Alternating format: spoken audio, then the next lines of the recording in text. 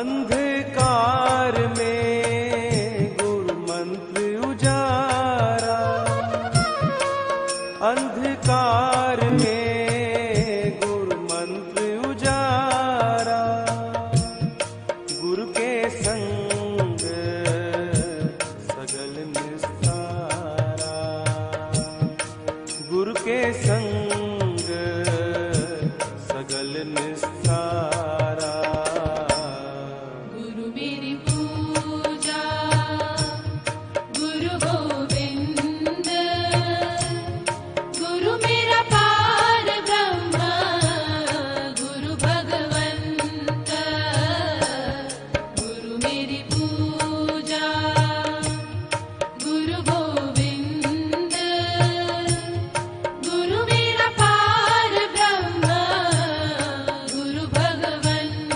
ना मैं सोनी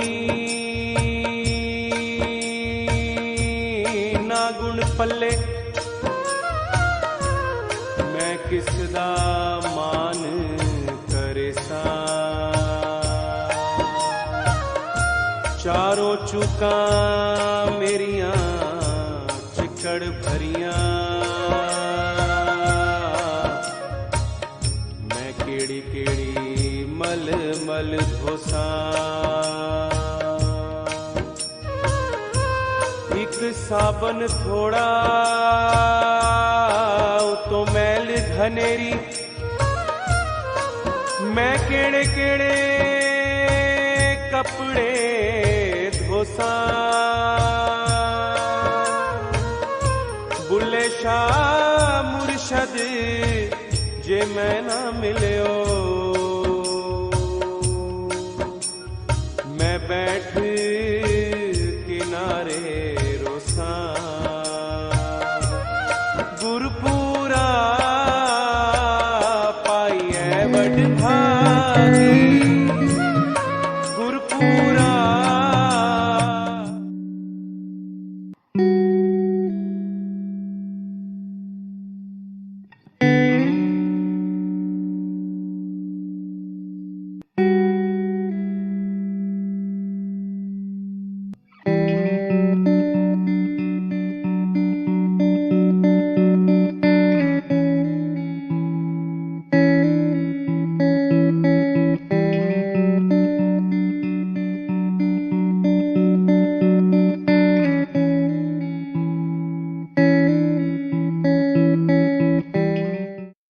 और अब एक खास बात, आरजे रमझांझर के दर्शकों से निवेदन है, ताबड़तोड़ बेबाक व बेझिझक खबर देखने व जानने के लिए आज ही चैनल को सब्सक्राइब करें। लाल कलर का बटन सब्सक्राइब बटन है, उसे दबाते ही बेल आइकन आ जाएगा, उसे क्लिक करके ऑल ऑप्शन सेलेक्ट कर दें, जिससे सबसे पहले हमारे द्वारा डाले गए वीडियो आपके पास पहुंचेंगे और आप निर्बाध तरीके से इस चैनल के माध्यम से सारे खबर सबसे पहले देख सकते हैं। नमस्कार। शलराज फ्रेंड्स वैली पेश करते हैं आपके अपने नगर बिल्हा में कम दरों पर डाइवर्टेड प्लॉट, जहां आपको मिलेगा सीसी रोड, नाली, बिजली, पानी, रोड साइड पौधारोपण। तो देर किस बात की, आज ही संपर्क करें शलराज बिल्डकॉम में। मोबाइल नंबर है 9098605060 या फिर 7693940333 पर। और अब एक खास बात, आरजे रमझांझर के दर्शकों से निवेदन है, ताबड़तोड़ बेबाक व बेझिझक खबर देखने व जानने के लिए आज ही चैनल को सब्सक्राइब करें। लाल कलर का बटन सब्सक्राइब बटन है, उसे दबाते ही बेल आइकन आ जाएगा, क्लिक करके ऑल ऑप्शन सेलेक्ट कर दें, जिससे सबसे पहले हमारे द्वारा डाले गए वीडियो आपके पास पहुंचेंगे और आप निर्बाध तरीके से इस चैनल के माध्यम से सारे खबर सबसे पहले देख सकते हैं। नमस्कार। पुतला दहन के दौरान पुलिस कर्मियों और प्रदर्शनकारियों के बीच काफी झूमाझटकी हुई। प्रदर्शनकारियों ने गंडई मैन चौक में पुतला दहन कर मोदी सरकार मुर्दाबाद, तानाशाह नहीं चलेगी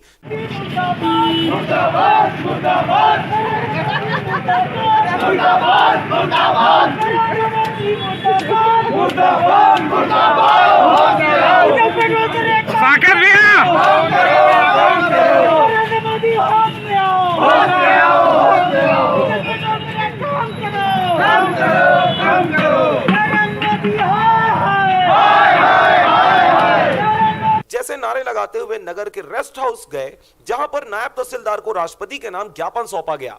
आज पूरे प्रदेश में, पूरे देश में डीजल और पेट्रोल की कीमतें जिस तरीके से बढ़ी हुई है, उसको लेकर हमारे प्रदेश के मुखिया परम सम्माननीय भूपेश बघेल जी के नेतृत्व में हमारे प्रदेश कांग्रेस कमेटी मोहन मरकाम जी के दिशा निर्देश में ब्लॉक कांग्रेस कमेटी गंडई के द्वारा धरना प्रदर्शन का आयोजन आज गंडई के गांधी चौक मुख्यालय में किया गया है।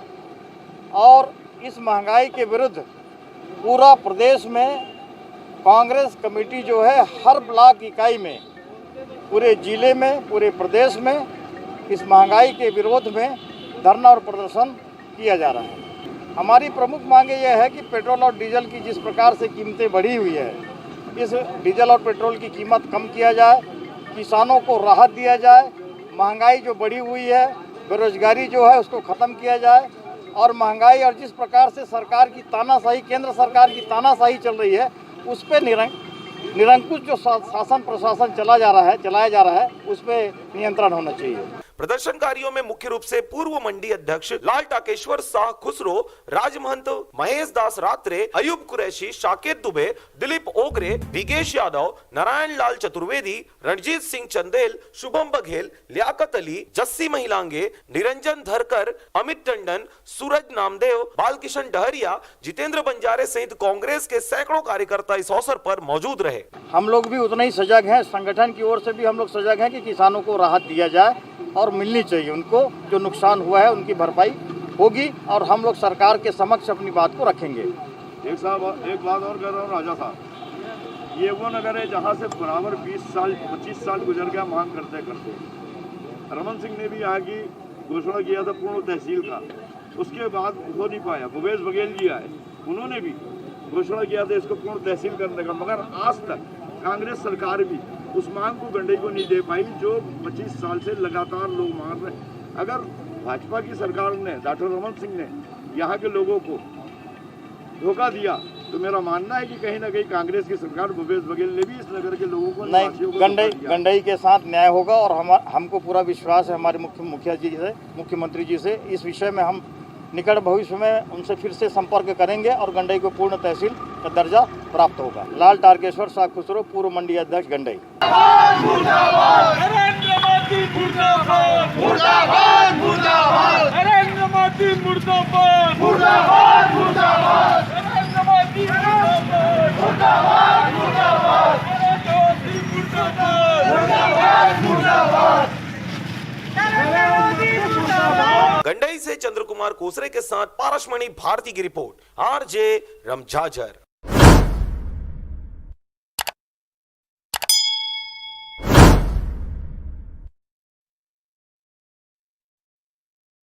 और अब एक खास बात, आरजे रमझाझर के दर्शकों से निवेदन है, ताबड़तोड़ बेबाक व बेझिझक खबर देखने व जानने के लिए आज ही चैनल को सब्सक्राइब करें। लाल कलर का बटन सब्सक्राइब बटन है, उसे दबाते ही बेल आइकन आ जाएगा, उसे क्लिक करके ऑल ऑप्शन सेलेक्ट कर दें, जिससे सबसे पहले हमारे द्वारा डाले गए वीडियो आपके पास पहुंचेंगे और आप निर्बाध तरीके से इस चैनल के माध्यम से सारी खबर सबसे पहले देख सकते हैं। नमस्कार। नमस्कार, मैं हूं रीना चतुर्वेदी और आप देख रहे हैं आरजे रमझाझर। खुलेआम गांजा बेचने वाली महिला को सिरगिट्टी पुलिस ने 3 किलो 600 ग्राम और बिक्री की रकम समेत रंगे हाथ धर दबोचा। पति और पत्नी दोनों मिलकर करते थे गांजा बिक्री। देखिए पूरी रिपोर्ट। बिलासपुर जिले के सिरगिट्टी थाना अंतर्गत खुलेआम सब्जी मंडी तिफरा के सामने गांजा बेचते हुए एक महिला को देखकर थाना प्रभारी को सूचना दिया गया। सूचना के आधार पर सिरगिट्टी सीएसपी को जानकारी दिया गया, जिसके बाद वरिष्ठ अधिकारियों के आदेश के अनुसार त्वरित कार्रवाई हेतु प्रधान आरक्षक प्रवीण पांडे एवं महिला आरक्षक गीता साहू और उनकी टीम के साथ सूचना स्थल पर रवाना हुए, जहां पर महिला द्वारा एक झोपड़ी के सामने सफेद झोला लिए गांजा बेचने का कारोबार किया जा रहा था, जिसको घेराबंदी कर हिरासत में ले लिया गया। नाम पूछने पर अपना नाम उन्होंने पूजा बताया, जिसकी उम्र 25 वर्ष है और वह मन्ना डोल तिफरा बिलासपुर की निवासी है। इस महिला को महिला आरक्षक गीता साहू के द्वारा जमा तलाशी एवं हाथ में रखे सफेद झोला की तलाशी ली गई तो 3 किलो 600 ग्राम और 340 रुपए बिक्री की रकम पाया गया। मिली जानकारी के अनुसार राजू साहू जो महिला के पति हैं, उनके द्वारा कहीं बाहर से गांजा लाया जाना बताया गया एवं पति एवं पत्नी दोनों मिलकर अवैध रूप से गांजा बेचने का काम करते हैं। जो गांजा अवैध रूप से अपने पास गांजा रखी हुई है और बिक्री का काम कर रही है, इसकी सूचना पर मौके पर पहुंचकर सिरगिट्टी पुलिस द्वारा टीम बनाकर कार्रवाई की गई। मौके पर 3 किलो 600 ग्राम गांजा बरामद किया गया और NDPS 20B के अंतर्गत कार्रवाई की गई। राजू उर्फ राजेश साहू के खिलाफ थाने में कई सारे अपराध पहले से ही कायम किया जा चुका है, जो आदतन दारू, गांजा एवं कई प्रकार के अपराध में शामिल रहा है। गांजा बेचने की अपराध में महिला को संबंधित अपराध कायम कर न्यायिक रिमांड पर जेल भेज दिया गया है। इस पूरे कार्रवाई में थाना सिरगिट्टी स्टाफ की अहम भूमिका रही। बिलासपुर से मुकेश कौशिक के साथ मनोहर बंजारे की रिपोर्ट, RJ रमझाझर।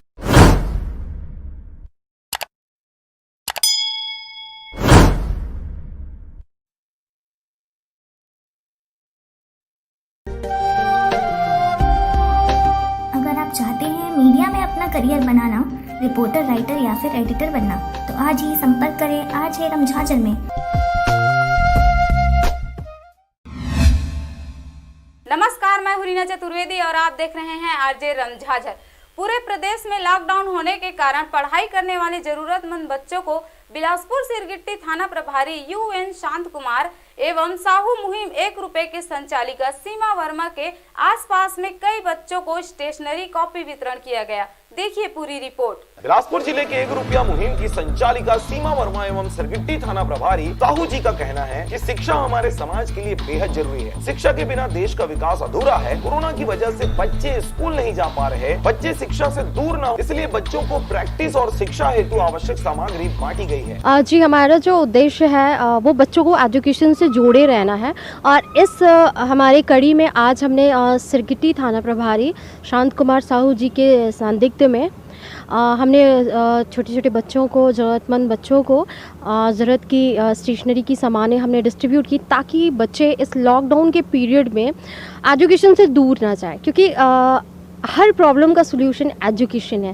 सीमा वर्मा के द्वारा अब तक 10,000 से भी ज्यादा बच्चों को स्टेशनरी का सामान बांटा गया है। 33 बच्चों के साल भर की फीस जमा कराई जा चुकी है। जैसा कि हम जान रहे हैं कि अभी कोविड-19 की जो कंडीशन है देश में काफ़ी दयनीय है और इस स्थिति में सभी जो संस्थान है बंद है, जिसमें स्कूल भी एक है, वो भी बंद है।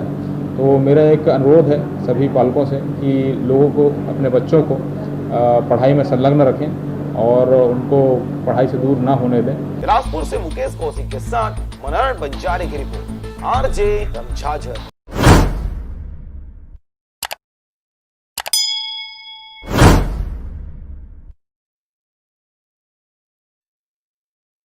और अब एक खास बात, RJ रमझाझर के दर्शकों से निवेदन है, ताबड़तोड़ बेबाक व बेझिझक खबर देखने व जानने के लिए आज ही चैनल को सब्सक्राइब करें। लाल कलर का बटन सब्सक्राइब बटन है, उसे दबाते ही बेल आइकन आ जाएगा, उसे क्लिक करके ऑल ऑप्शन सेलेक्ट कर दें, जिससे सबसे पहले हमारे द्वारा डाले गए वीडियो आपके पास पहुंचेंगे और आप निर्बाध तरीके से इस चैनल के माध्यम से सारी खबर सबसे पहले देख सकते हैं। नमस्कार। नमस्कार, आप देख रहे हैं RJ रमझाझर और मैं हूं Reena Chaturvedi.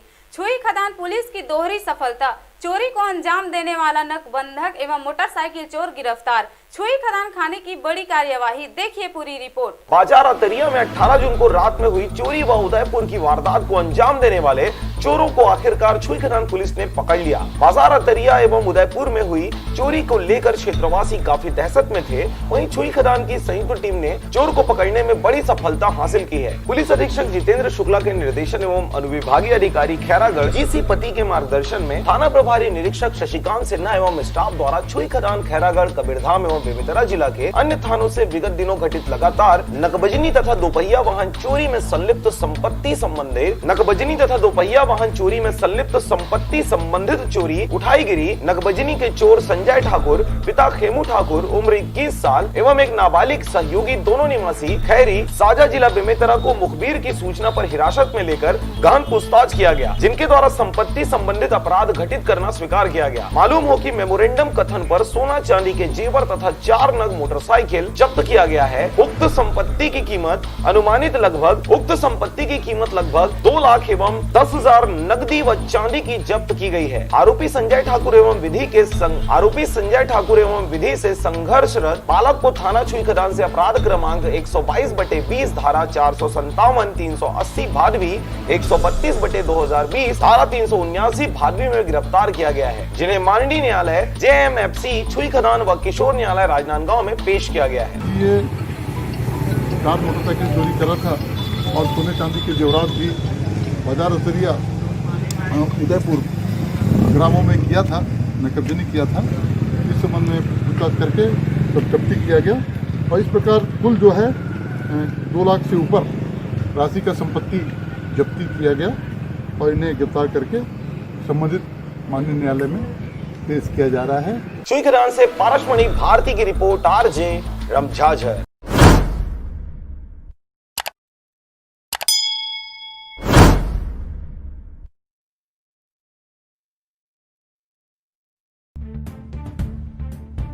Welcome back to DLS news. जी हाँ, आइए दोस्तों बात करते हैं कोरोना वायरस को लेकर आज दिन भर के क्या तमाम अपडेट्स और हेडलाइंस न्यूज बड़ी खबरें चल रही। आपको बता दें दोस्तों, भारत में पिछले 24 घंटों में बहुत ही ज्यादा गंभीर संक्रमित मामले देखे गए। हालात बहुत ज्यादा सीरियस चल रहे हैं और ऐसे में आप सभी लोगों के लिए ये जानना जरूरी हो जाता है कि देश में अभी कोरोना का अपडेट क्या चल रहा है। मैं आपको ताजा आंकड़े तो बताऊंगा। इसके अलावा WHO यानी कि वर्ल्ड हेल्थ ऑर्गेनाइजेशन की तरफ से भी भारत के लिए एक बड़ा फैसला लिया गया, क्या आपको बताऊंगा। इसके अलावा भी 15 अगस्त तक कोरोना की वैक्सीन रिलीज यानी कि लॉन्च को लेकर जो अभी विवाद चल रहा था मीडिया में, आपको पता होगा, उसको लेकर भी दोस्तों ICMR यानी कि Indian council of medical research organization जो है उसने सफाई दी है। क्या कहा मैं आपको बताऊंगा, एक एक करके सभी अपडेट्स को जानेंगे। बिल्कुल ध्यान से बने रहेगा हमारे साथ इस वीडियो में, आखिर तक जरूर देखिएगा, एकदम पूरा लास्ट, है ना। सबसे पहले बात करें दोस्तों देश में कोरोना का आंकड़ा अभी क्या चल रहा है, तो पिछले 24 घंटों के दौरान 24,000 से भी ज्यादा नए मामले देखे। जी हाँ, बीते 24 घंटों में 613 लोगों की जान गई और 24,000 से ज्यादा नए संक्रमित मामले देखे। उसके बाद अभी दोस्तों कोरोना संक्रमितों के मामले में रूस को भी भारत पीछे छोड़ चुका है और तीसरे नंबर पर भारत पहुंच चुका है और ये संख्या भारत में कुल दोस्तों 6,73,165 तक पहुंच चुकी है, जिसमें से एक्टिव केस जो चल रहे हैं ना, जिनका अभी हॉस्पिटल में इलाज चल, वो संख्या है 2,44,814, जबकि 4,09,083 मरीज अभी तक ठीक हो चुके हैं। टोटल भारत में जान जाने वाले लोगों की संख्या या मरीजों की संख्या जो है वो पहुंच चुकी है 19,228। ये तो रहा स्वास्थ्य मंत्रालय की तरफ से भारत को लेकर ताजा आंकड़ा, राइट। वहीं बात करें दोस्तों दुनिया भर के ग्लोबल आंकड़े की, तो मैं आपको बता दूं दुनिया भर में वर्ल्ड वाइड ये जो आंकड़ा चल रहा है 1,11,87,193 अभी तक टोटल संक्रमित केस हो चुके हैं, जिसमें से 60,30,000 से ज्यादा लोग ठीक हो चुके हैं, जबकि 5,28,000 से ज्यादा लोगों की जान जा चुकी है। ये वर्ल्ड वाइड ग्लोबल आंकड़ा है, ठीक है। अब अपन बात करें कोरोना की ताजा बड़ी खबरों पर, जहां 10 बड़े अपडेट में आपको बताऊंगा। पहली बड़ी खबर देख पा रहे कि दिल्ली में पहली बार कोरोना का रिकवरी रेट जो है ना वो 70% के पार पहुंचा और उसके बाद राजधानी दिल्ली के मुख्यमंत्री अरविंद केजरीवाल ने लोगों को बधाई भी दी। हालांकि दोस्तों देश की राजधानी दिल्ली में कोरोना वायरस के संक्रमण का ग्राफ लगातार ऊपर की ओर जा रहा है। दिल्ली में हर रोज हजारों की संख्या में कोरोना वायरस के मरीजों की पुष्टि भी हो रही, लेकिन इसी बीच दिल्ली के लोगों के लिए एक राहत भरी खबर आई है और वो ये कि ठीक होने वाले लोगों की जो संख्या है, प्रतिशत रेशियो जो है वो 70.22 तक पहुंच चुका है। तो ये वाकई में राहत की बात है। रिकवरी रेट 70% होना बहुत ही अच्छी बात है ना। कुल मिलाकर के राजधानी दिल्ली में 97,200 संक्रमित मरीज हैं, जिनमें से 68,256 मरीज ठीक हो चुके यानी कि रिकवर हो चुके। अच्छा, इसके अलावा और एक अपडेट आप देख सकते हैं। बड़ी खबर है कि 15 अगस्त तक कोरोना वैक्सीन लॉन्च की बात पर विवाद चल रहा है। मीडिया में आपको पता होगा 1-2-3 से ऐसी खबरें भी चल, कुछ मीडिया रिपोर्ट्स ये बता रहे हैं कि 15 अगस्त को लॉन्च होगी, कुछ ये बता रही दोस्तों। हकीकत क्या मैं बताऊं आपको, 15 अगस्त तक।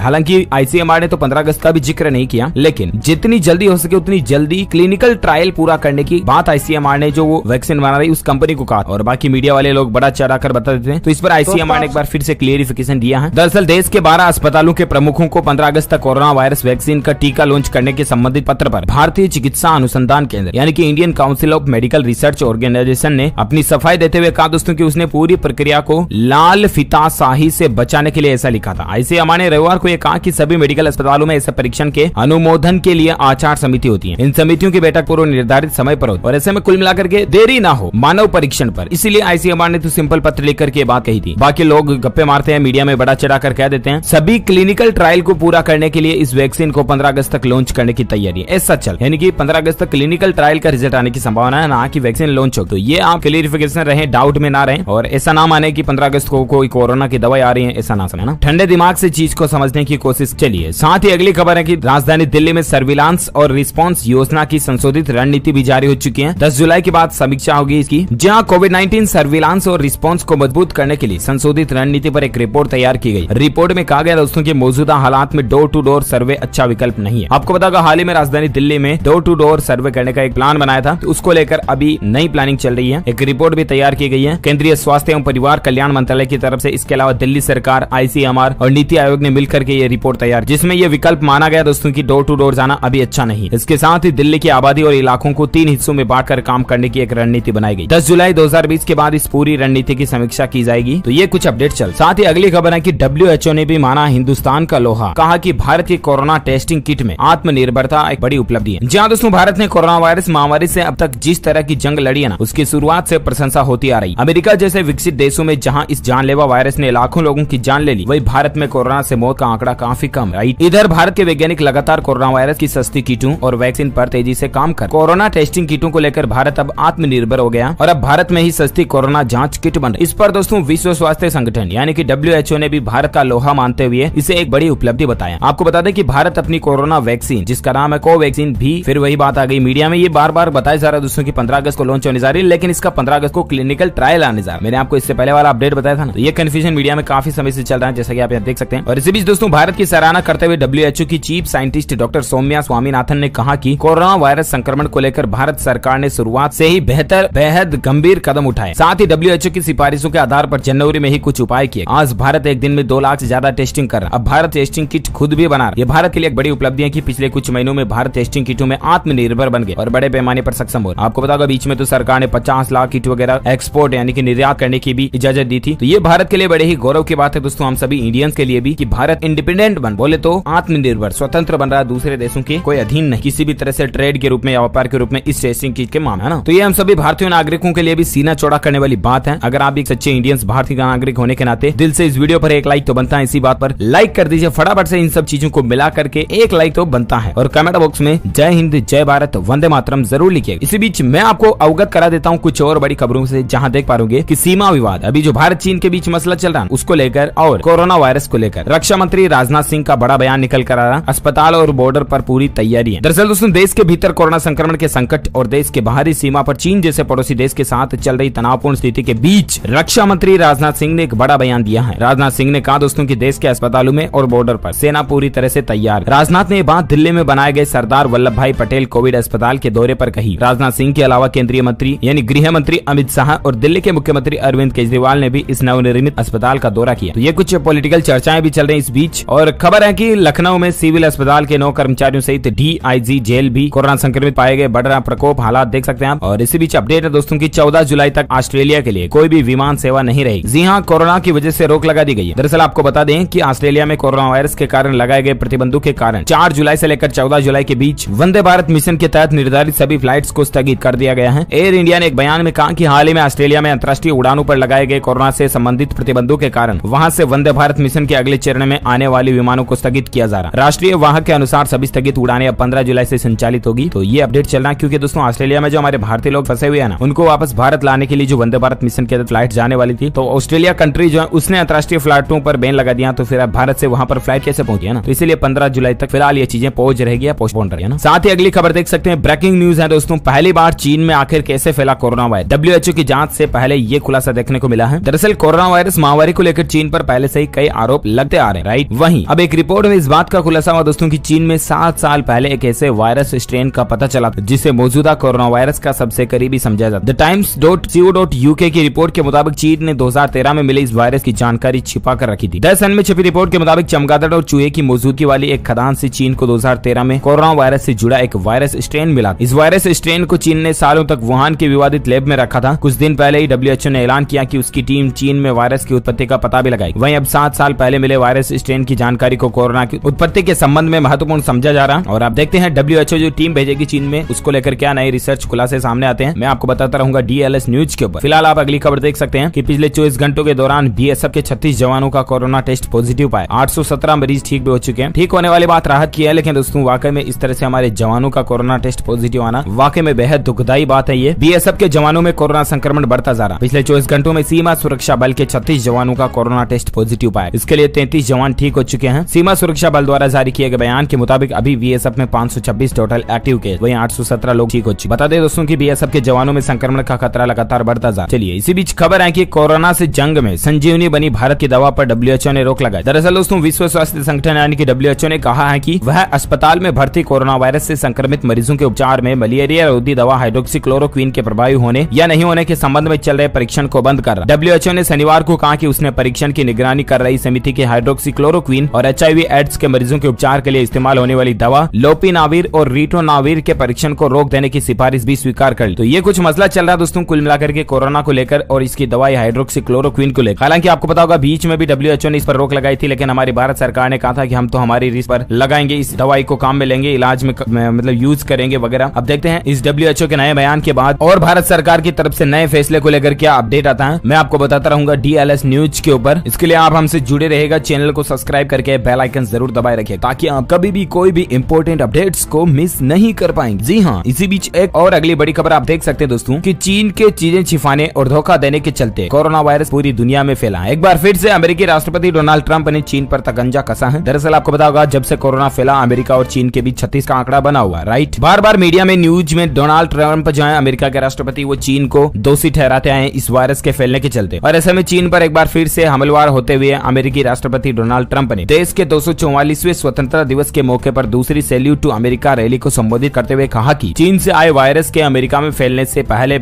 यह सब कुछ बहुत अच्छा जा रहा। ट्रंप ने कहा कि वो देश जो लंबे समय से अमेरिका से फायदे उठा रहे थे अब उनकी जमीन पर टैरिफ की ताकत का इस्तेमाल किया गया, जिसके बाद अमेरिका अच्छे व्यापारिक समझौते कर सका। अब उन्हीं देशों से अमेरिका के खजाने में कई बिलियन डॉलर जमा हुए, लेकिन चीन से आया वायरस अमेरिका में फैल गया। ट्रंप ने आगे कहा दोस्तों कि हम गाउन, मास्क, सर्जरी का सामान बना रहे, पहले ये सब दूसरे देशों में बनता था, खासकर ये चीजें चीन से आती थी। विडंबना है कि वायरस भी चीन से आया। चीन की गोपनीयता, धोखा देने और चीजों पर पर्दा डालने से वायरस पूरी दुनिया में फैला है। इसके लिए चीन को जिम्मेदार ठहराया जाना चाहिए। खुलकर कहा दोस्तों, जिस तरह से हमारे भारत में स्वतंत्रता दिवस, गणतंत्र दिवस होता है ना, 15 अगस्त, 26 जनवरी वगैरह, और फिर माननीय प्रधानमंत्री नरेंद्र मोदी जी देश भर में खुलकर भाषण देते हैं ना, उस तरह से अमेरिका में सैल्यूट टू अमेरिका पर्व मनाया जाता है आजादी के मौके के रूप में। और उस समय डोनाल्ड ट्रंप ने पूरे देश को संबोधित करते हुए बातें कही, तो वाकई में चीन में कहीं ना कहीं तो खोड़ कसर होगी, तभी तो ये बात है कोई देश इतना खुलकर बोल सकता। खैर, आपकी इस चीन के बारे में क्या राय है दोस्तों? क्या चीन ने जानबूझकर फैलाया वायरस या अनजाने में फैला? आप अपनी राय कमेंट बॉक्स में मुझे जरूर बताएगा। दिल से इस वीडियो को लाइक करना, ज्यादा से ज्यादा अपने दोस्तों के साथ फेसबुक और व्हाट्सएप पर शेयर करना, और अगर आप डीएलएस न्यूज चैनल पर पहली बार आए हैं तो चैनल को सब्सक्राइब करके बेल आइकन जरूर दबा देना ताकि आपको रोजाना के ताजा अपडेट्स तुरंत आपके मोबाइल पर मिलते रहे। Thank you, take care, good bye, जय हिंद, जय भारत, वंदे मातरम। अगर आप चाहते हैं मीडिया में अपना करियर बनाना, रिपोर्टर, राइटर या फिर एडिटर बनना, तो आज ही संपर्क करें आरजे रमझाझर में। नमस्कार, आप देख रहे हैं आरजे रमझाझर और मैं हूं रीना चतुर्वेदी। रायगढ़ से सटे किरोड़ीमल नगर में कल दोपहर 2 लुटेरों ने एटीएम वैन के ड्राइवर अरविंद पटेल को गोली मारकर हत्या कर दी। वहीं गार्ड विनोद पटेल को गोली मारकर जानलेवा हमला कर 14.5 लाख की लूट कर हवा में फायरिंग करते हुए लुटेरे रफू चक्कर हो गए, जिससे पूरे क्षेत्र में हड़कंप मची है। देखिए पूरी रिपोर्ट। आपको यह भी बता दें कि एटीएम कैश वैन में 3 करोड़ 14 लाख लेकर रायगढ़ केवड़ाबाड़ी की स्टेट बैंक शाखा से रवाना हुई थी। तब किरोड़ीमल नगर में एटीएम में कैश डालने के दौरान यह घटना घटित हुआ। घटना की जानकारी मिलते ही रायगढ़ की पुलिस टीम तुरंत एक्टिव हो गई। वहीं स्थानीय विधायक उमेश पटेल ने भी घटनास्थल पहुंचकर जायजा लिया। मामले की गंभीरता को देखते हुए बिलासपुर से आईजी दीपांशु काबरा भी पहुंचकर आवश्यक दिशा निर्देश दिए। इस पर मामला को गंभीरता से लेते हुए पी संतोष सिंह ने करीब 50 रास्तों को नाकेबंदी कराकर पुलिस की 8 टीम गठित कर तुरंत सर्चिंग की गई। साथ ही साथ सीसीटीवी फुटेज भी खंगाले गए, जो कि आरोपियों तक पहुंचने में मददगार साबित हुई। भूपदेवपुर के पास केराझर आसपास संदिग्धियों की जानकारी पाकर घर घर सर्चिंग करने के दौरान दोनों आरोपी एक घर में मिले, जो कि पिस्टल से पुलिस पर फायरिंग कर पाते इससे पहले ही पटक कर पकड़ने में कामयाबी हासिल कर लिए। इस तरह से गंभीर वारदात में शामिल दोनों आरोपियों को पुलिस ने अपनी सक्रियता और सूझबूझ के साथ लोगों के सहयोग से बड़ी कामयाबी पाई है और इनसे लूट की पूरी रकम के अलावा पिस्टल और प्रयुक्त बाइक भी बरामद कर लिया गया है। बताया जा रहा है दोनों ही आरोपी बिहार से, जिसमें मुख्य आरोपी सुधीर सिंह का भाई एवं पिता रायगढ़ में ही रहते हैं, जिससे उसका यहाँ आना जाना था। उसने करोड़पति बनने का सपना बुनते हुए अपने साथी पिंटू वर्मा को बिहार से लेकर घटना को अंजाम देने के लिए पूर्व 15 दिन से रेकी की थी। साथ ही एटीएम कैश वैन का भी 4 दिनों से रेकी की थी। इसके द्वारा पहले भी यूनियन बैंक से लूट का असफल प्रयास किया जा चुका था। इनकी बिहार में आपराधिक रिकॉर्ड होने की जानकारी सामने भी आ रही है। कल जो एक घटना हुई थी, जो एटीएम कैश वैन था, उसमें दो बाइक सवार कैश वैन के जो सिक्योरिटी गार्ड जो था उसको गोली मार दी, जो कई इंजर्ड है। साथ साथ जो उसका ड्राइवर है, ड्राइवर की डेथ हो गई। 2 और व्यक्तियों पे भी गोली चलाई थी। ये शुरू से देखने में ऐसा लग रहा था कि एक कोई ना कोई एक ऐसा गैंग है जो प्रोफेशनल गैंग है, क्रिमिनल है, उसी हिसाब से काम हो रहा था। इसमें त्वरित नाकेबंदी लगाई गई, सीसीटीवी फुटेज भी प्राप्त हुआ था और इससे बहुत मदद मिली। अपराधी जो है जिला छोड़ के बाहर नहीं जा पाया और वो रुकने को मजबूर हो गए थे। ये लोग एक किराए के मकान पे गए जहाँ वैसे इनकी पहली प्लानिंग जिले से छोड़ के भागने की थी। ह्यूमन इसी बीच हम लोग को लगातार लोगों द्वारा कॉल आने शुरू हो गए थे और हमारे डीएसपी भी एक्टिवेट हो गए थे। डीएसपी के एक आरक्षक को एक महिला ने सूचना करके बताया कि एक गांव में कुछ संदिग्ध लोग हैं। जब पूरा कंफर्म हो गया कि यही लोग हो सकते हैं, उनके हुलिया, उनके गाड़ी, उनके चाल डाल और जो आचरण से, तो उसके बाद एक टीम बनाई गई सीएसपी अविनाश ठाकुर के नेतृत्व में और शहर के 4 थाना प्रभारी को ये जिम्मेदारी दी गई और चारों थाना प्रभारी ने वहाँ जाकर के उस एरिया को कॉर्डन किया। कॉर्डन करने के बाद बहुत ही सूझबूझ तरीके से उन्होंने दोनों आरोपियों को पकड़ा और जब पकड़ा गया तो उस समय भी वो फायरिंग मुद्रा में, उसमें एक आरोपी पुलिस पार्टी पे लगभग हमला ही करने वाला था। पकड़ने के बाद उनके पास से 3 वेपन मिले हैं, जिसमें 2 pistol 9mm pistol country made है, एक तमंचा है और साथ साथ जो 14,50,000 जो लूट का पूरा जो कैश था वो भी इनसे रिकवर हो गया है। दोनों आरोपी, एक जो सुधीर कुमार है वो बिहार के सिवान का रहने वाला है, दूसरा पिंटू जो है वो कैमूर बिहार का रहने वाला है। दोनों जिले के निवासी नहीं थे और एक सुधीर पहले भी एक पूर्व घटना में यहाँ अंजाम दे चुका था किसी और के साथ, जो फेल्ड हो गया था। एक बैंक में उसने लूट का प्रयास किया था। जैसा भी हो, किरोड़ीमल नगर की इस गंभीर लूट और हत्या को अंजाम देने वाले दोनों आरोपी पुलिस के बहादुरी से आखिर शिकंजों में हैं। समय पर सही कदम उठाकर हिम्मत और बहादुरी के साथ पुलिस ने जो सफलता हासिल किया है उसकी खूब सराहना हो रही है। इन कुख्यात आरोपियों से और भी कई राज सामने आने की संभावना है, जिसे लेकर पुलिस पूरी हिस्ट्री खंगालने में जुटी हुई है। रायगढ़ से मोहन नायक की रिपोर्ट, आरजे रमझाझर।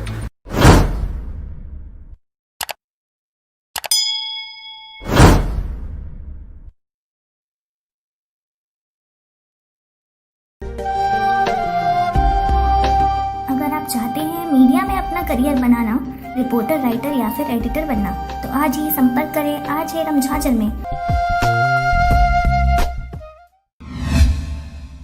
नमस्कार, आप देख रहे हैं आरजे रमझाझर और मैं हूं रीना चतुर्वेदी। विगत 25 दिनों से डीजल एवं पेट्रोल की कीमत में बेतहाशा वृद्धि के विरोध में बरमकेला के बस स्टैंड में ब्लॉक कांग्रेस के तत्वाधान में धरना प्रदर्शन किया गया।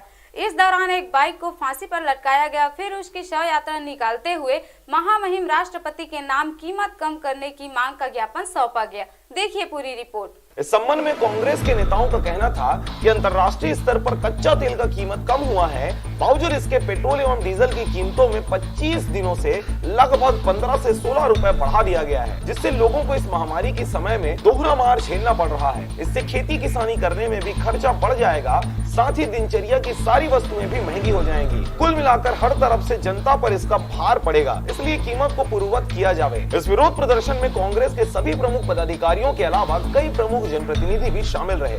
इस तरह से तेल के इस राजनीतिक खेल में कांग्रेस द्वारा लगातार मूल्य वृद्धि का विरोध पूरे प्रदेश में जारी है। पेट्रोल डीजल की मूल्य वृद्धि, गैस में मूल्य वृद्धि को लेकर जो हमारे देश की जनता के साथ मोदी सरकार का छलावा है और उन्हें बहुत ज्यादा गर्त में ढकेलने की जो ये नीति है, इस नीति का हम लोगों ने विरोध प्रदर्शन किया। राज्यपाल के नाम ज्ञापन सौंपा है और मैं राष्ट्रपति के नाम से ज्ञापन सौंपा है और मैं मोदी सरकार के लिए चंद शब्द अवश्य कहना चाहूँगा, जो बार बार हमारे छत्तीसगढ़ के कांग्रेस सरकार को, भूपेश बघेल की सरकार को टारगेट करती है और कई चीज़ों से, लाभान्वित योजनाओं से उन्हें वंचित कर रही है, कि उनसे जाकर कह दो है दोस्तों, जो हम पर उंगलियां उठाते हैं, अपना किरदार देख ले पहले, आईना हमें क्या दिखाता। रायगढ़ से मोहन नायक की रिपोर्ट, आरजे रमझाझर।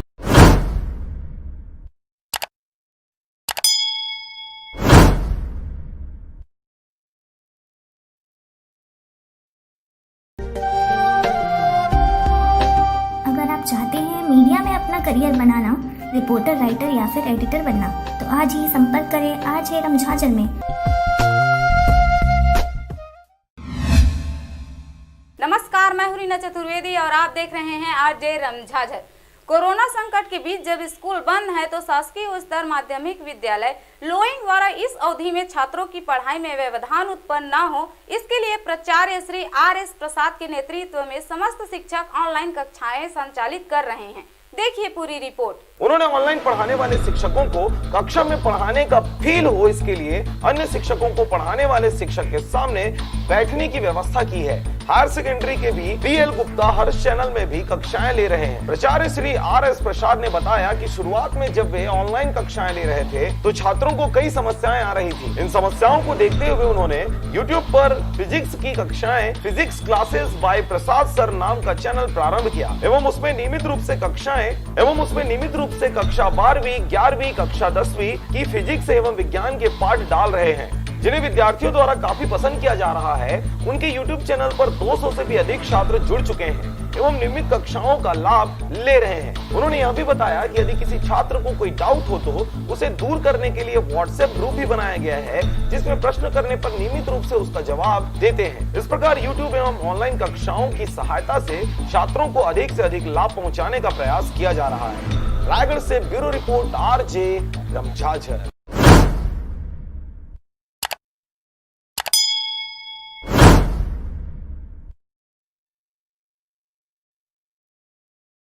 और अब एक खास बात, आरजे रमझाझर के दर्शकों से निवेदन है, ताबड़तोड़ बेबाक व बेझिझक खबर देखने व जानने के लिए आज ही चैनल को सब्सक्राइब करें। लाल कलर का बटन सब्सक्राइब बटन है, उसे दबाते ही बेल आइकन आ जाएगा, उसे क्लिक करके ऑल ऑप्शन सेलेक्ट कर दें, जिससे सबसे पहले हमारे द्वारा डाले गए वीडियो आपके पास पहुंचेंगे और आप निर्बाध तरीके से इस चैनल के माध्यम से सारे खबर सबसे पहले देख सकते हैं। नमस्कार।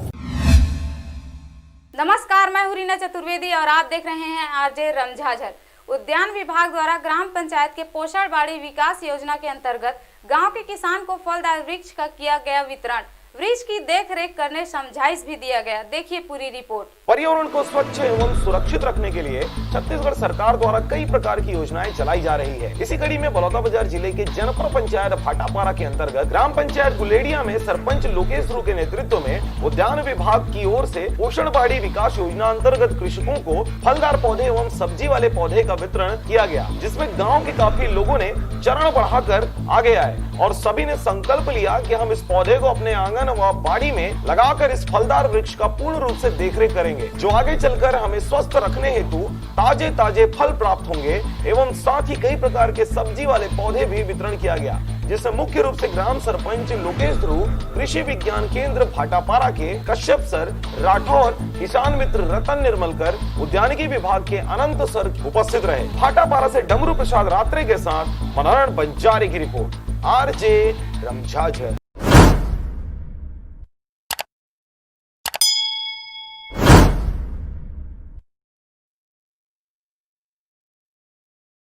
दोस्तों, आप सभी का स्वागत है हमारे YouTube चैनल डी गार्डन में।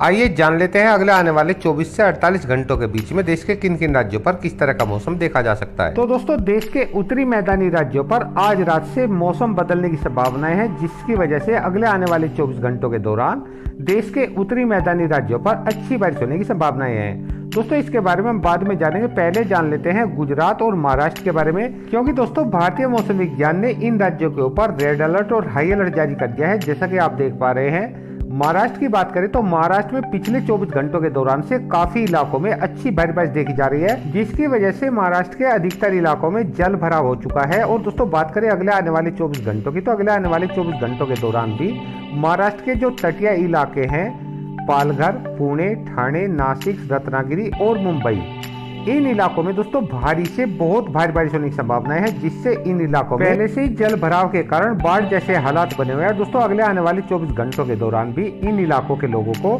काफी मुश्किलों का सामना करना पड़ सकता है। और दोस्तों बात करें गुजरात की, तो दोस्तों गुजरात में भी अगले आने वाले 24 से 48 घंटों के बीच में अधिकतर भागों में मुसीबत भरी बारिश का सामना करना पड़ सकता है, क्योंकि दोस्तों इस समय जो मौसमी सिस्टम मुंबई के ऊपर बना हुआ है वो धीरे धीरे गुजरात की ओर को बढ़ना शुरू हो गया है, जिसकी वजह से अगले आने वाले 24 से 48 घंटों के बीच में गुजरात के तापी, नसवारी, वलसाड़, सूरत, भरूच, बड़ोदरा, बनासकांठा, साबरकांठा और इन जिलों के अलावा गुजरात के तटीय भागों के साथ साथ भावनगर, महुआ, दीप, वेरावल, पोरबंदर, द्वारका, जामनगर और इन जिलों के अलावा अन्य काफी जिलों पर भी दोस्तों आने वाले 24 से 48 घंटों के बीच में गरज चमक के साथ में तेज आंधी तूफान और भारी से बहुत भारी बारिश होने की संभावना है। हालांकि दोस्तों गुजरात के आसपास के राज्यों पर भी इस मौसमी सिस्टम का असर देखने को मिलेगा।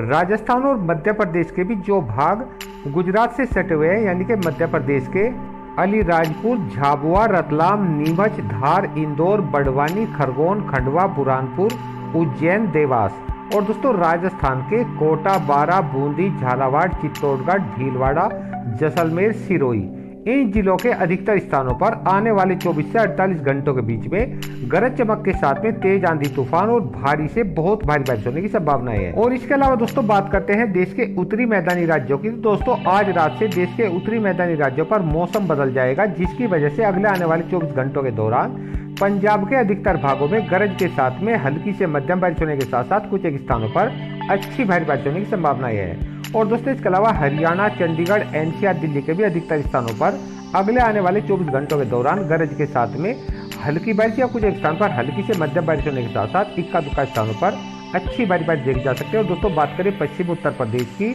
तो दोस्तों पश्चिमी उत्तर प्रदेश के शामली, बागपत, मेरठ, गाजियाबाद, मुजफ्फरनगर, हापुड़, बुलंदशहर, मथुरा, आगरा, संभल, अलीगढ़, अमरोहा, हाथरस, फिरोजाबाद, मैनपुरी, फर्रुखाबाद, इटावा, कन्नौज और औरैया इन जिलों पर दोस्तों पिछले काफी दिनों से कोई अच्छी बारिश देखने को नहीं मिल रही थी। लेकिन दोस्तों अगले आने वाले 24 से 48 घंटों के बीच में इन राज्यों के भी अधिकतर स्थानों पर गरज के साथ में हल्की बारिश या कुछ एक स्थान पर हल्की से मध्यम बारिश होने के साथ साथ इक्का दुक्का स्थान पर अच्छी भारी बारिश होने की संभावनाएं हैं। दोस्तों बात करें पूर्वी उत्तर प्रदेश की, तो पूर्वी उत्तर प्रदेश के लगभग सभी जिलों पर अगले आने वाले 24 घंटों के दौरान हल्की से मध्यम बारिश होने के साथ साथ कुछ एक स्थान पर अच्छी भारी बारिश होने की संभावनाएं हैं। और दोस्तों इसके अलावा बात करें देश के पहाड़ी राज्यों की, तो अगले आने वाले 24 घंटों के दौरान से जम्मू कश्मीर, हिमाचल प्रदेश पर भी बारिश बढ़ी हुई देखी जा सकती है।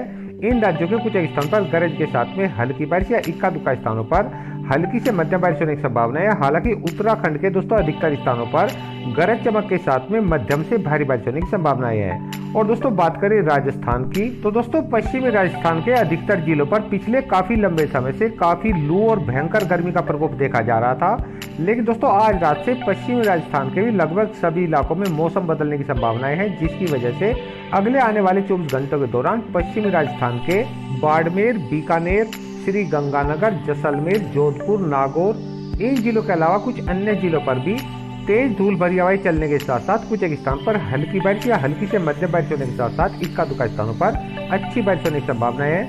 और दोस्तों बात करें पूर्वी राजस्थान की, तो पूर्वी राजस्थान के कुछ जिलों पर तो जो गुजरात से सटे हुए अच्छी भारी बारिश होने की संभावना है। इसके अलावा पूर्वी राजस्थान के अन्य जिलों पर भी हल्की से मध्यम बारिश होने के साथ साथ कुछ एक स्थान पर अच्छी बारिश होने की संभावना है। और दोस्तों इसके अलावा बात करें मध्य प्रदेश, छत्तीसगढ़, झारखंड और पश्चिम बंगाल, तो दोस्तों अगले आने वाले 24 घंटों के दौरान इन राज्यों के भी अधिकतर स्थानों पर हल्की से मध्यम बारिश होने के साथ साथ इक्का दुक्का स्थान पर अच्छी बारिश होने की संभावना है। हालांकि दोस्तों उड़ीसा के अधिकतर स्थानों पर अगले आने वाले 24 घंटों के दौरान मध्यम से भारी बारिश देखी जा सकती है। और दोस्तों इसके अलावा बिहार की बात करें तो बिहार में भी अगले आने वाले 24 घंटों के दौरान हल्की बारिश या अधिकतर स्थानों पर हल्की से मध्यम बारिश होने की संभावना। और दोस्तों बात करें देश के पूर्वोत्तर राज्यों की, तो पूर्वोत्तर राज्य में हल्की से मध्यम बारिश होने के साथ साथ कुछ एक स्थान पर अच्छी बारिश देखी जा सकती है। और दोस्तों तटीय आंध्र प्रदेश, रायलसीमा, तमिलनाडु और विदर्भ इन राज्यों के भी अधिकतर स्थानों पर हल्की बारिश या इक्का दुक्का स्थानों पर हल्की से मध्यम बारिश होने की संभावना है। और दोस्तों मराठवाड़ा, तेलंगाना और कर्नाटक के अंदरूनी भागों में हल्की बौछारें, हल्की बारिश इक्का दुक्का स्थान पर देखी जा सकती है। हालांकि कर्नाटक और केरल के तटीय भागों में गरज के साथ में अच्छी भारी बारिश होने की संभावना है। और अब एक खास बात, आरजे रमझाझर के दर्शकों से निवेदन है, ताबड़तोड़ बेबाक व बेझिझक खबर देखने व जानने के लिए आज ही चैनल को सब्सक्राइब करें। लाल कलर का बटन सब्सक्राइब बटन है, उसे दबाते ही बेल आइकन आ जाएगा, उसे क्लिक करके ऑल ऑप्शन सेलेक्ट कर दें, जिससे सबसे पहले हमारे द्वारा डाले गए वीडियो आपके पास पहुंचेंगे और आप निर्बाध तरीके से इस चैनल के माध्यम से सारे खबर सबसे पहले देख सकते हैं। नमस्कार, आप देख रहे हैं आरजे रमझाझर और मैं हूं रीना चतुर्वेदी। नेता प्रतिपक्ष धर्मनार कौशिक एवं बिल्हा विधानसभा के विधायक द्वारा जनपद पंचायत सभा कक्ष पथरिया के समस्त विभागों के अधिकारियों की बैठक ली गई, जिसमें मुख्य रूप से सहकारिता, कृषि, स्वास्थ्य, शिक्षा और लोक निर्माण विभाग, मनरेगा, प्रधानमंत्री आवास योजना के अंतर्गत समीक्षा कर आवश्यक निर्देश दिए गए। देखिए पूरी रिपोर्ट। आपको बता दें, नेता प्रतिपक्ष धर्मलाल कौशिक ने समस्त विभागों को निर्देशित किया है, जिसमें सहकारिता विभाग में कृषकों को धान विक्रय की राशि प्राप्त करने में कोई कठिनाई न हो, ऐसा व्यवस्था किया जाए। साथ ही कोरोना महामारी के तहत सोशल डिस्टेंसिंग का पालन किया जाए। उन्होंने धान का उठाव पूर्ण न होने एवं कमी के बारे में विभागीय अधिकारियों से पूछताछ की। बैठक में अधिकारियों द्वारा पूर्ण जवाब नहीं दिया जा सका, जिस पर कलेक्टर महोदय से बात कर शीघ्र उठाव करने हेतु निर्देशित किया। आबकारी विभाग के अधिकारी को निर्देशित करते हुए बिक्री के समय रसीद देने एवं बिक्री स्थल पर रेट लिस्ट का बोर्ड लगाए जाने का निर्देश दिया। कृषि विभाग के तहत खाद्य बीज का वितरण जनप्रतिनिधियों की उपस्थिति में कराने की बात भी कही। उसी प्रकार प्रधानमंत्री किसान सम्मान निधि में कोई भी कृषक लाभ से वंचित न हो, यह ध्यान भी रखा जावे। महिला बाल विकास विभाग के संबंध में चर्चा करते हुए विभाग के अधिकारी एसडीएम एवं सीईओ पथरिया को निर्देशित किया, जिससे आंगनबाड़ी केंद्र भवन से कोई भी विहीन न हो। भवन विहीन आंगनबाड़ी केंद्रों में शीघ्र भवन निर्माण कार्य स्वीकृत कराकर पूर्ण कराने का निर्देश भी दिया। लोक स्वास्थ्य विभाग के अधिकारी को निर्देशित कर विभाग के अधूरे कामों को प्रथम प्राथमिकता देकर पूर्ण कराने का निर्देश भी दिया। विशेष रूप से पथरिया का पाइपलाइन विस्तार, सिलतरा के अधूरे काम शीघ्र पूर्ण कराने को निर्देशित किया गया। उसमें अनियमितताएं देखी जा रही है, उसमें ऐसी शिकायत मिली है। उसके लिए हमारे यहाँ एसडीओ, आरईएस और जो पीडब्ल्यूडी के जो इंजीनियर हैं उसके नेतृत्व में टीम बनाई गई है। वो जांच कर लिए हैं, वो रिपोर्ट पुटअप करेंगे, उसके बाद उसको कलेक्टर साहब को पुटअप कर देंगे। ग्राम कलार जेवरा का पानी खराब है, परीक्षण कराकर आवश्यक व्यवस्था सुनिश्चित किया जावे। उद्यानिकी विभाग को निर्देशित किया गया कि गेंदा के फसल को बढ़ावा देने हेतु आवश्यक पहल की जावे एवं मनियारी शिवनाथ नदी के किनारे सरगांव क्षेत्र के ग्रामों का सर्वे कराकर नया नर्सरी खोलने का पहल करने का निर्देश दिया। शिक्षा विभाग के तहत शिक्षकों की व्यवस्था के संबंध में खंड शिक्षा अधिकारी पथरिया को शिक्षक विहीन, एकल शिक्षकीय भवन विहीन, अतिरिक्त भवन की आवश्यकता वाले स्कूलों की सूची उपलब्ध कराकर उसकी पूर्ति हेतु आवश्यक पहल करने निर्देशित किया गया। पथरिया नगर पंचायत में सांस्कृतिक भवन एवं बस स्टैंड निर्माण के लिए प्रक्रियाधीन कार्यवाही में माननीय कलेक्टर महोदय का प्रमाण पत्र प्राप्त कर शीघ्र स्वीकृत करने की कार्रवाई की जावे। उसी प्रकार पुष्प वाटिका निर्माण हेतु आवश्यक पहल किया जाए। सरगांव बस स्टैंड के समक्ष झुग्गी झोपड़ियों को हटाने एवं विवाह भवन हेतु प्रस्तावित कर कार्रवाई करने का निर्देश भी दिया। इस बीच विद्युत विभाग को मधुकू एवं सिलतरा में सब स्टेशन का प्रस्ताव भेजने हेतु कहा। साथ ही लोक स्वास्थ्य विभाग के अंतर्गत जल प्रदाय योजना में आवश्यक विद्युत व्यवस्था का डिमांड शीघ्र जारी करने का निर्देशित किया। सिंचाई विभाग में धरदेई एवं जुनवानी बैराज का कार्य पूर्ण कराने, लोक निर्माण विभाग को पथरिया अटल चौक से सब स्टेशन तक मार्ग को चौड़ीकरण कर पीटी रोड निर्माण का प्रस्ताव हेतु निर्देशित किया। स्वास्थ्य विभाग में कोरोना महामारी में स्वास्थ्य विभाग के अमला को अच्छे काम करने का धन्यवाद दिया और सामुदायिक स्वास्थ्य केंद्र पथरिया में सर्व सुविधा युक्त एक नवीन हॉल, दोनों स्वास्थ्य केंद्रों में लेडी डॉक्टर, सोनोग्राफी एवं डिजिटल एक्सरे की मांग का प्रस्ताव एवं स्वास्थ्य केंद्र सरगांव में बाउंड्री वॉल की आवश्यकता जाहिर की गई। राजस्व विभाग के अधिकारियों को निर्देशित करते हुए नामांतरण का प्रकरण, जमीन अधिग्रहण की मुआवजा राशि शीघ्र मुहैया करवाने हेतु कहा गया। मनरेगा के तहत नरवा, गरुआ, घुरुआ और बाड़ी योजना के तहत पथरिया की उपलब्धि की समीक्षा की गई। पथरिया में बने मॉडल गौठान की उपलब्धि की समीक्षा कर होने वाले लाभ का जानकारी भी लिया। अंत में उपस्थित सभी अधिकारी कर्मचारियों को गुणवत्ता के साथ काम करने हेतु निर्देशित किया गया एवं किसी प्रकार के कठिनाइयों से मुझे अवगत कराएं। साथ ही सभी अधिकारियों को उनके द्वारा किए गए कार्यों के लिए धन्यवाद भी ज्ञापित किया। इस अवसर पर ब्रिजेश सिंह छत्री, अनुभागीय अधिकारी, मुख्य कार्यपालन अधिकारी सहित सभी विभाग के अधिकारी गण उपस्थित थे। अंत में अनुविभागीय अधिकारी द्वारा सभी को धन्यवाद ज्ञापित करते हुए आभार व्यक्त किया गया। उस अस्पताल में भर्ती है, उतने ही नहीं, शासकीय अधिकारियों के द्वारा, कांग्रेस के पदाधिकारियों के द्वारा उसे मानसिक रूप से बीमार घोषित किया गया। इसकी हम निंदा करते हैं।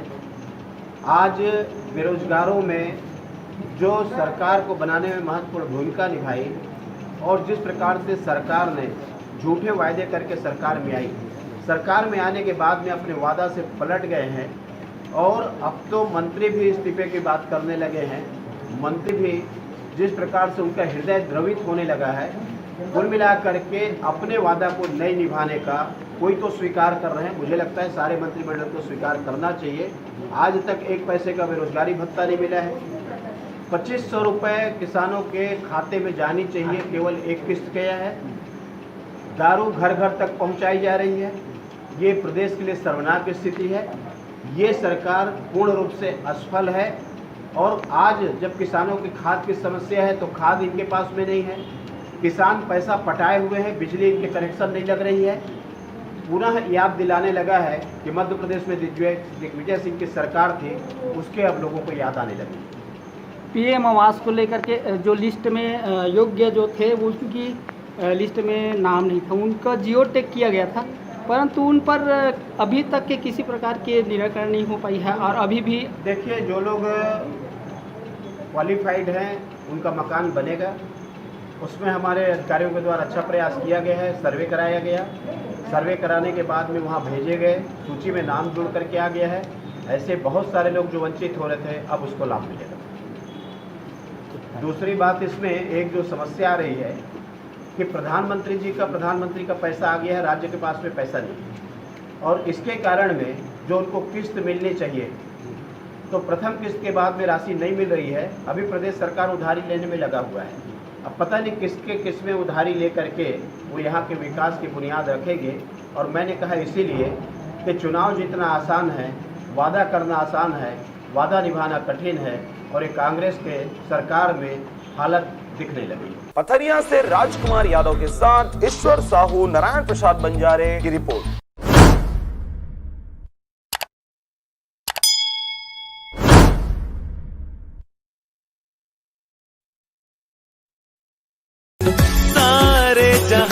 युवा कांग्रेस नवागढ़ विधानसभा उपाध्यक्ष सुरेश साहू को जन्मदिवस की हार्दिक बधाई एवं शुभकामनाएं।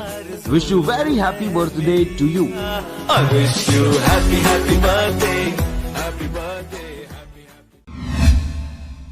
नमस्कार, आप देख रहे हैं आरजे रमझाझर और मैं हूं रीना चतुर्वेदी।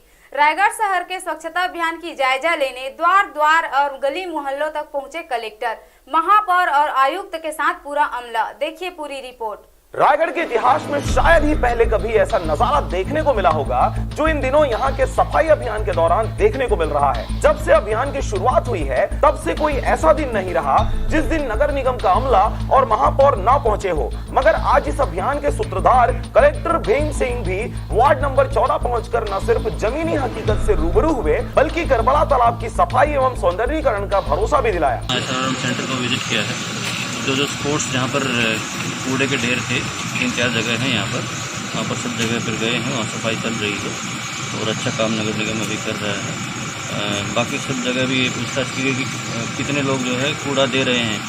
हमारे जो रिक्शा जाती है नगर निगम की हर रोज़, कितने % घर उनको कूड़ा दे रहे हैं और कितने % यूजर चार्ज दे रहे हैं, ये जानकारी निकाल रहे हैं। आपको यह बता दें, इस दौरान कलेक्टर न सिर्फ सफाई व्यवस्था का जायजा लिए बल्कि स्वच्छता दीदियों की हौसला अफजाई भी की है। साथ ही साथ कई लोगों से सीधा संवाद कर जमीनी हकीकत को जाना।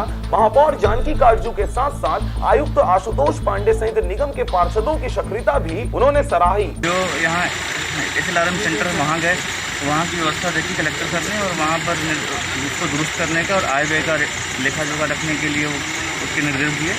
साथ ही यहाँ घर पे जो होम सेग्रीगेशन है, जो घरों पर ही लोग गीला और सूखा कचरा दोनों को अलग अलग करके पृथक्कीकरण करें, इसके लिए विशेष प्रयास है।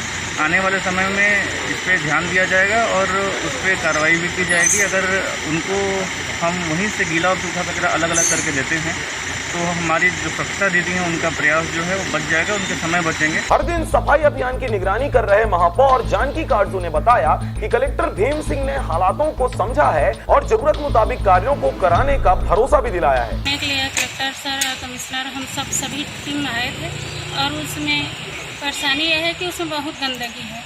उसको देखते हुए हम लोग उसको साफ सुथरा करके उसको पूरा करवाएंगे और उसमें रायगढ़ शहर के जनता को उसका लाभ मिल सके, ऐसा हमारे प्रयास है। इस तरह से कलेक्टर भीम सिंह के मार्गदर्शन में रायगढ़ नगर की दिशा और दशा बदलने की मुहिम चल रही है, जिससे कि रायगढ़ की पहचान एक स्वच्छ और सुंदर शहर के रूप में हो सके। कलेक्टर के इस मुहिम को साकार करने में महापौर जानकी काटजू, आयुक्त आशुतोष पांडे के साथ पूरा अमला लगा हुआ है, जिससे आने वाले समय में रायगढ़ शहर का पहचान स्वच्छ शहरों में अग्रणी पंक्ति में होने की उम्मीद जाहिर की जा रही है। कलेक्टर ने मैदानी अमला के साथ सड़क पर उतर करके सफाई अभियान का न सिर्फ जायजा लिया बल्कि लोगों से भी रूबरू हुए और स्वच्छता दीदियों से भी मुलाकात की। भीम सिंह का जहां तक सवाल है, उन्होंने अंबिकापुर को जिस ढंग से सुंदर और स्वच्छ शहर बना करके एक रिकॉर्ड कायम किया था। रायगढ़ को भी स्वच्छता की दिशा में आगे बढ़ाने की एक मुहिम चलाया जा रहा है। उनकी मेहनत और योजना देख करके लगता है कि आने वाले समय में रायगढ़ भी क्लीन और ग्रीन शहर बनकर रहेगा। रायगढ़ से मोहन नायक की रिपोर्ट, आरजे रमझाझर।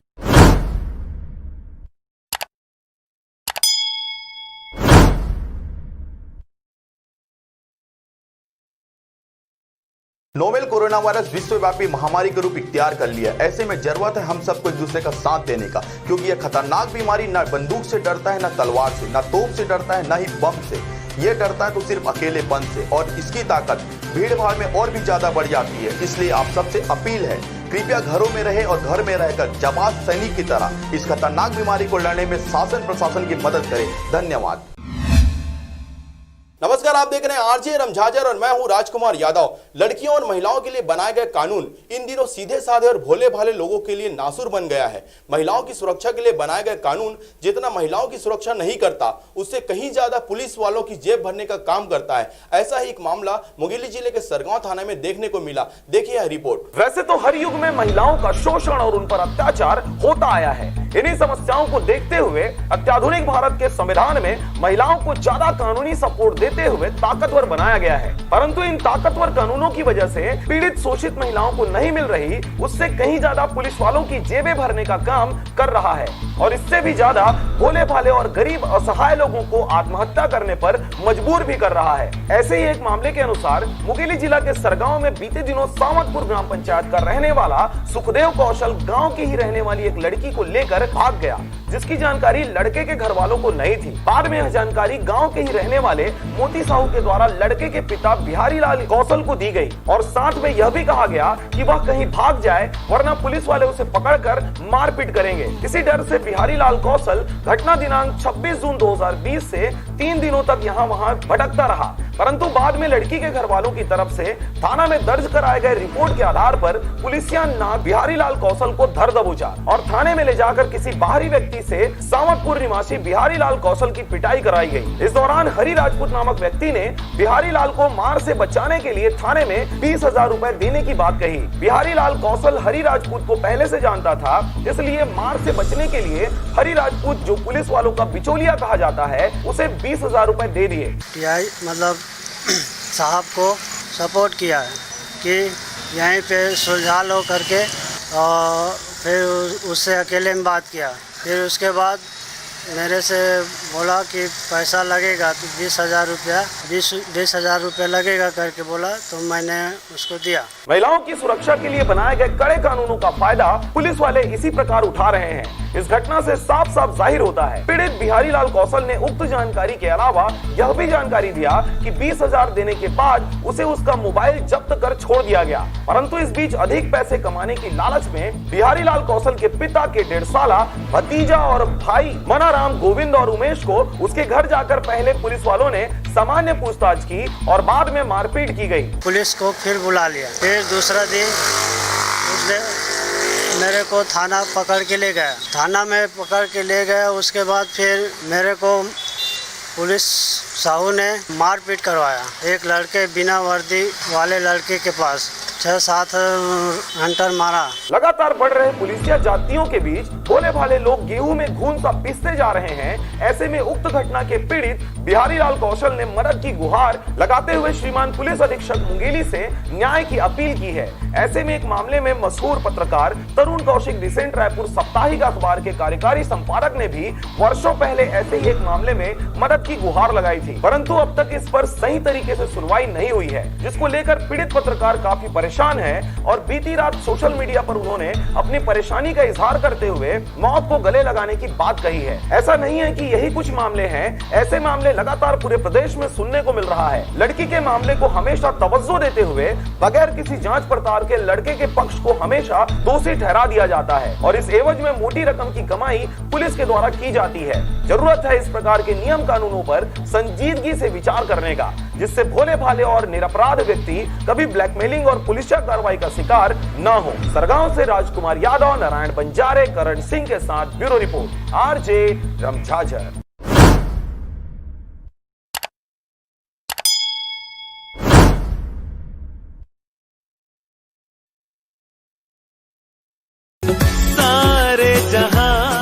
कांग्रेस नवागढ़ विधानसभा उपाध्यक्ष सुरेश साहू को जन्म दिवस की हार्दिक बधाई एवं शुभकामनाएं। Wish you very happy birthday to you.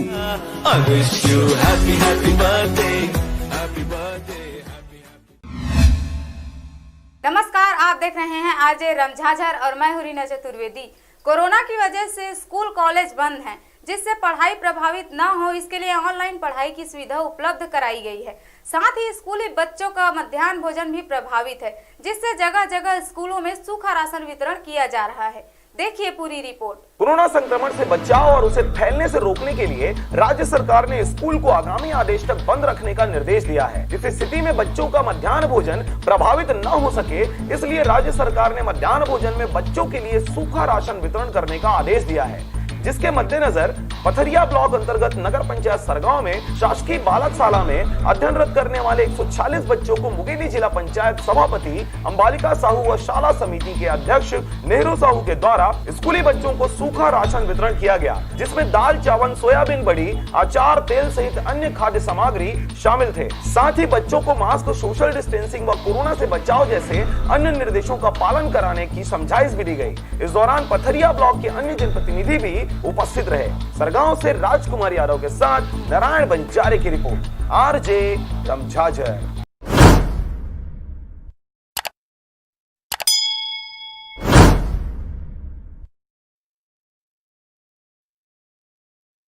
और अब एक खास बात, आरजे रमझाझर के दर्शकों से निवेदन है, ताबड़तोड़ बेबाक व बेझिझक खबर देखने व जानने के लिए आज ही चैनल को सब्सक्राइब करें। लाल कलर का बटन सब्सक्राइब बटन है, उसे दबाते ही बेल आइकन आ जाएगा, उसे क्लिक करके ऑल ऑप्शन सेलेक्ट कर दें, जिससे सबसे पहले हमारे द्वारा डाले गए वीडियो आपके पास पहुंचेंगे और आप निर्बाध तरीके से इस चैनल के माध्यम से सारी खबर सबसे पहले देख सकते हैं।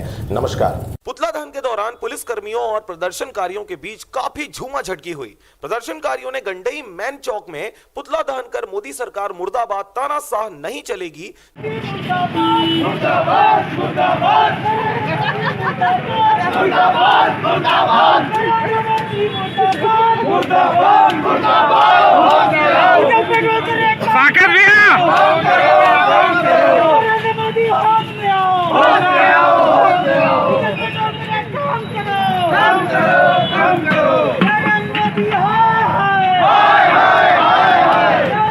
जैसे नारे लगाते हुए नगर के रेस्ट हाउस गए, जहां पर नायब तहसीलदार को राष्ट्रपति के नाम ज्ञापन सौंपा गया।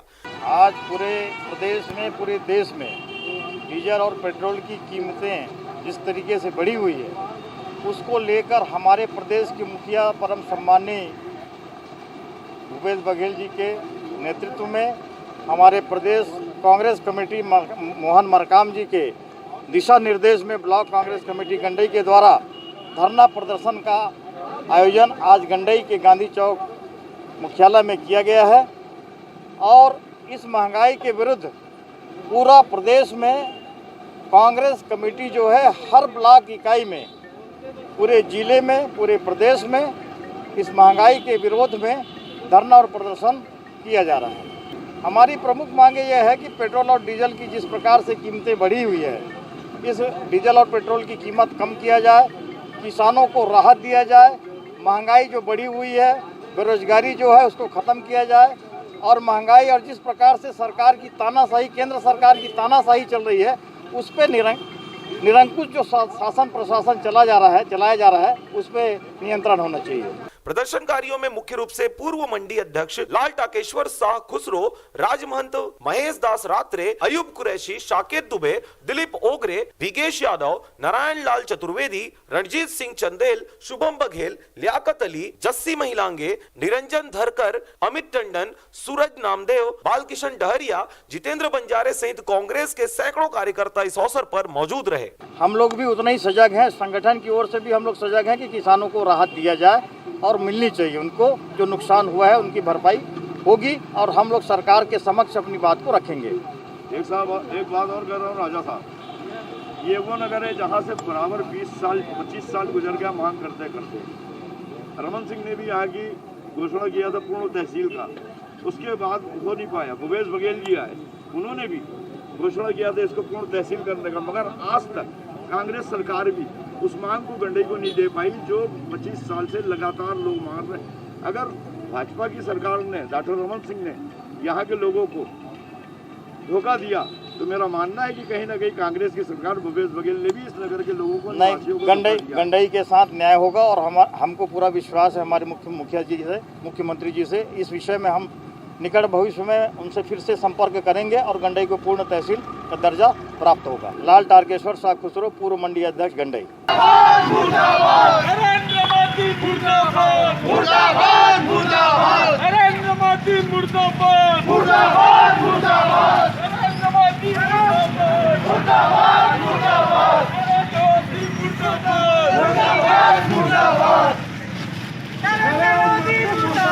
गंडई से चंद्र कुमार कोसरे के साथ पारसमणि भारती की रिपोर्ट, आरजे रमझाझर।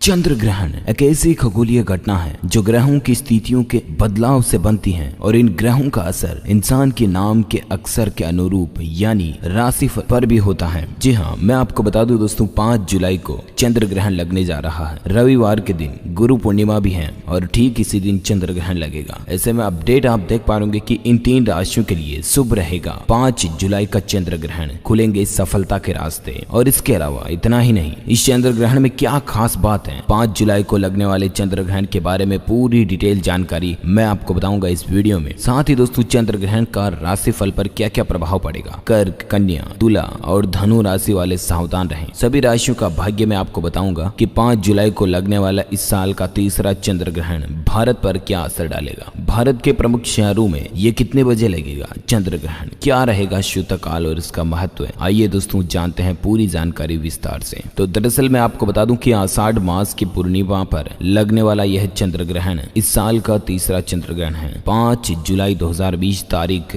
रविवार के दिन यह चंद्र ग्रहण उप छाया चंद्र ग्रहण होगा। इस बार आषाढ़ की पूर्णिमा को लग रहा है। संयोग से इस दिन गुरु पूर्णिमा भी है। साल 2017 के बाद पहली बार ऐसा आया है कि चंद्र ग्रहण गुरु पूर्णिमा को लग रहा है। उपछाया चंद्र ग्रहण होने के कारण इस बार चंद्रमा के आकार पर कोई प्रभाव नहीं पड़ेगा, अर्थात चंद्रमा सामान्य दिनों की भांति दिखाई देगा। लेकिन दोस्तों फिर भी एस्ट्रोलॉजी साइंस के अकॉर्डिंग चंद्र ग्रहण कई राशियों पर प्रभाव डालेगा। कौन कौन सी राशियों के लिए शुभ रहेगा पहले मैं आपको ये बताता हूँ। लेकिन दोस्तों राशियों पर प्रभाव बताने से पहले मैं आपको एक चार्ट और टेबल बताता हूँ। इस टेबल में आप 12 ही राशियों के सामने उन सभी राशियों के नाम का पहला अक्षर देख पा रहे होंगे, राइट। तो आपके नाम का पहला अक्षर कौन सा है उस हिसाब से आप अपने नाम की राशि चॉइस कर लीजिए। और अब मैं आपको बताता हूँ कि आखिर कौन कौन सी राशियों पर चंद्र ग्रहण का प्रभाव क्या पड़ेगा। उससे पहले मैं आपको बता दूं कि चंद्र ग्रहण की शुरुआत 5 जुलाई 2020 रविवार को सुबह 8:37 से हो जाएगी, जो कि 11:22 तक रहेगी। उपछाया चंद्र ग्रहण होने की वजह से भारत में ना दिखाई देने की वजह से इस ग्रहण पर सूतक के कोई भी नियम लागू नहीं होते। लेकिन दोस्तों फिर भी ग्रहण के दिन पूजा पाठ आपको ग्रहण के समय नहीं करने चाहिए। इसके अलावा ग्रहण समाप्ति होने के बाद पूजा करें, दीपक लगाएं, घर को साफ सुथरा कर लें। खाने पीने की चीजों में पहले से आप तुलसी के पत्ते डाल दें। ग्रहण के दौरान लड़ाई झगड़ा ना करें। ग्रहण का नाम सुनते ही लोगों के मन में एक नकारात्मक सा विचार आने लगता है। लोगों को लगता है कि ग्रहण का सिर्फ बुरा असर ही पड़ता है, लेकिन ऐसा नहीं है। ये ग्रहण धनु राशि और पूर्व साढ़ा नक्षत्र में लग रहा है। धनु राशि आक्रामकता की राशि है।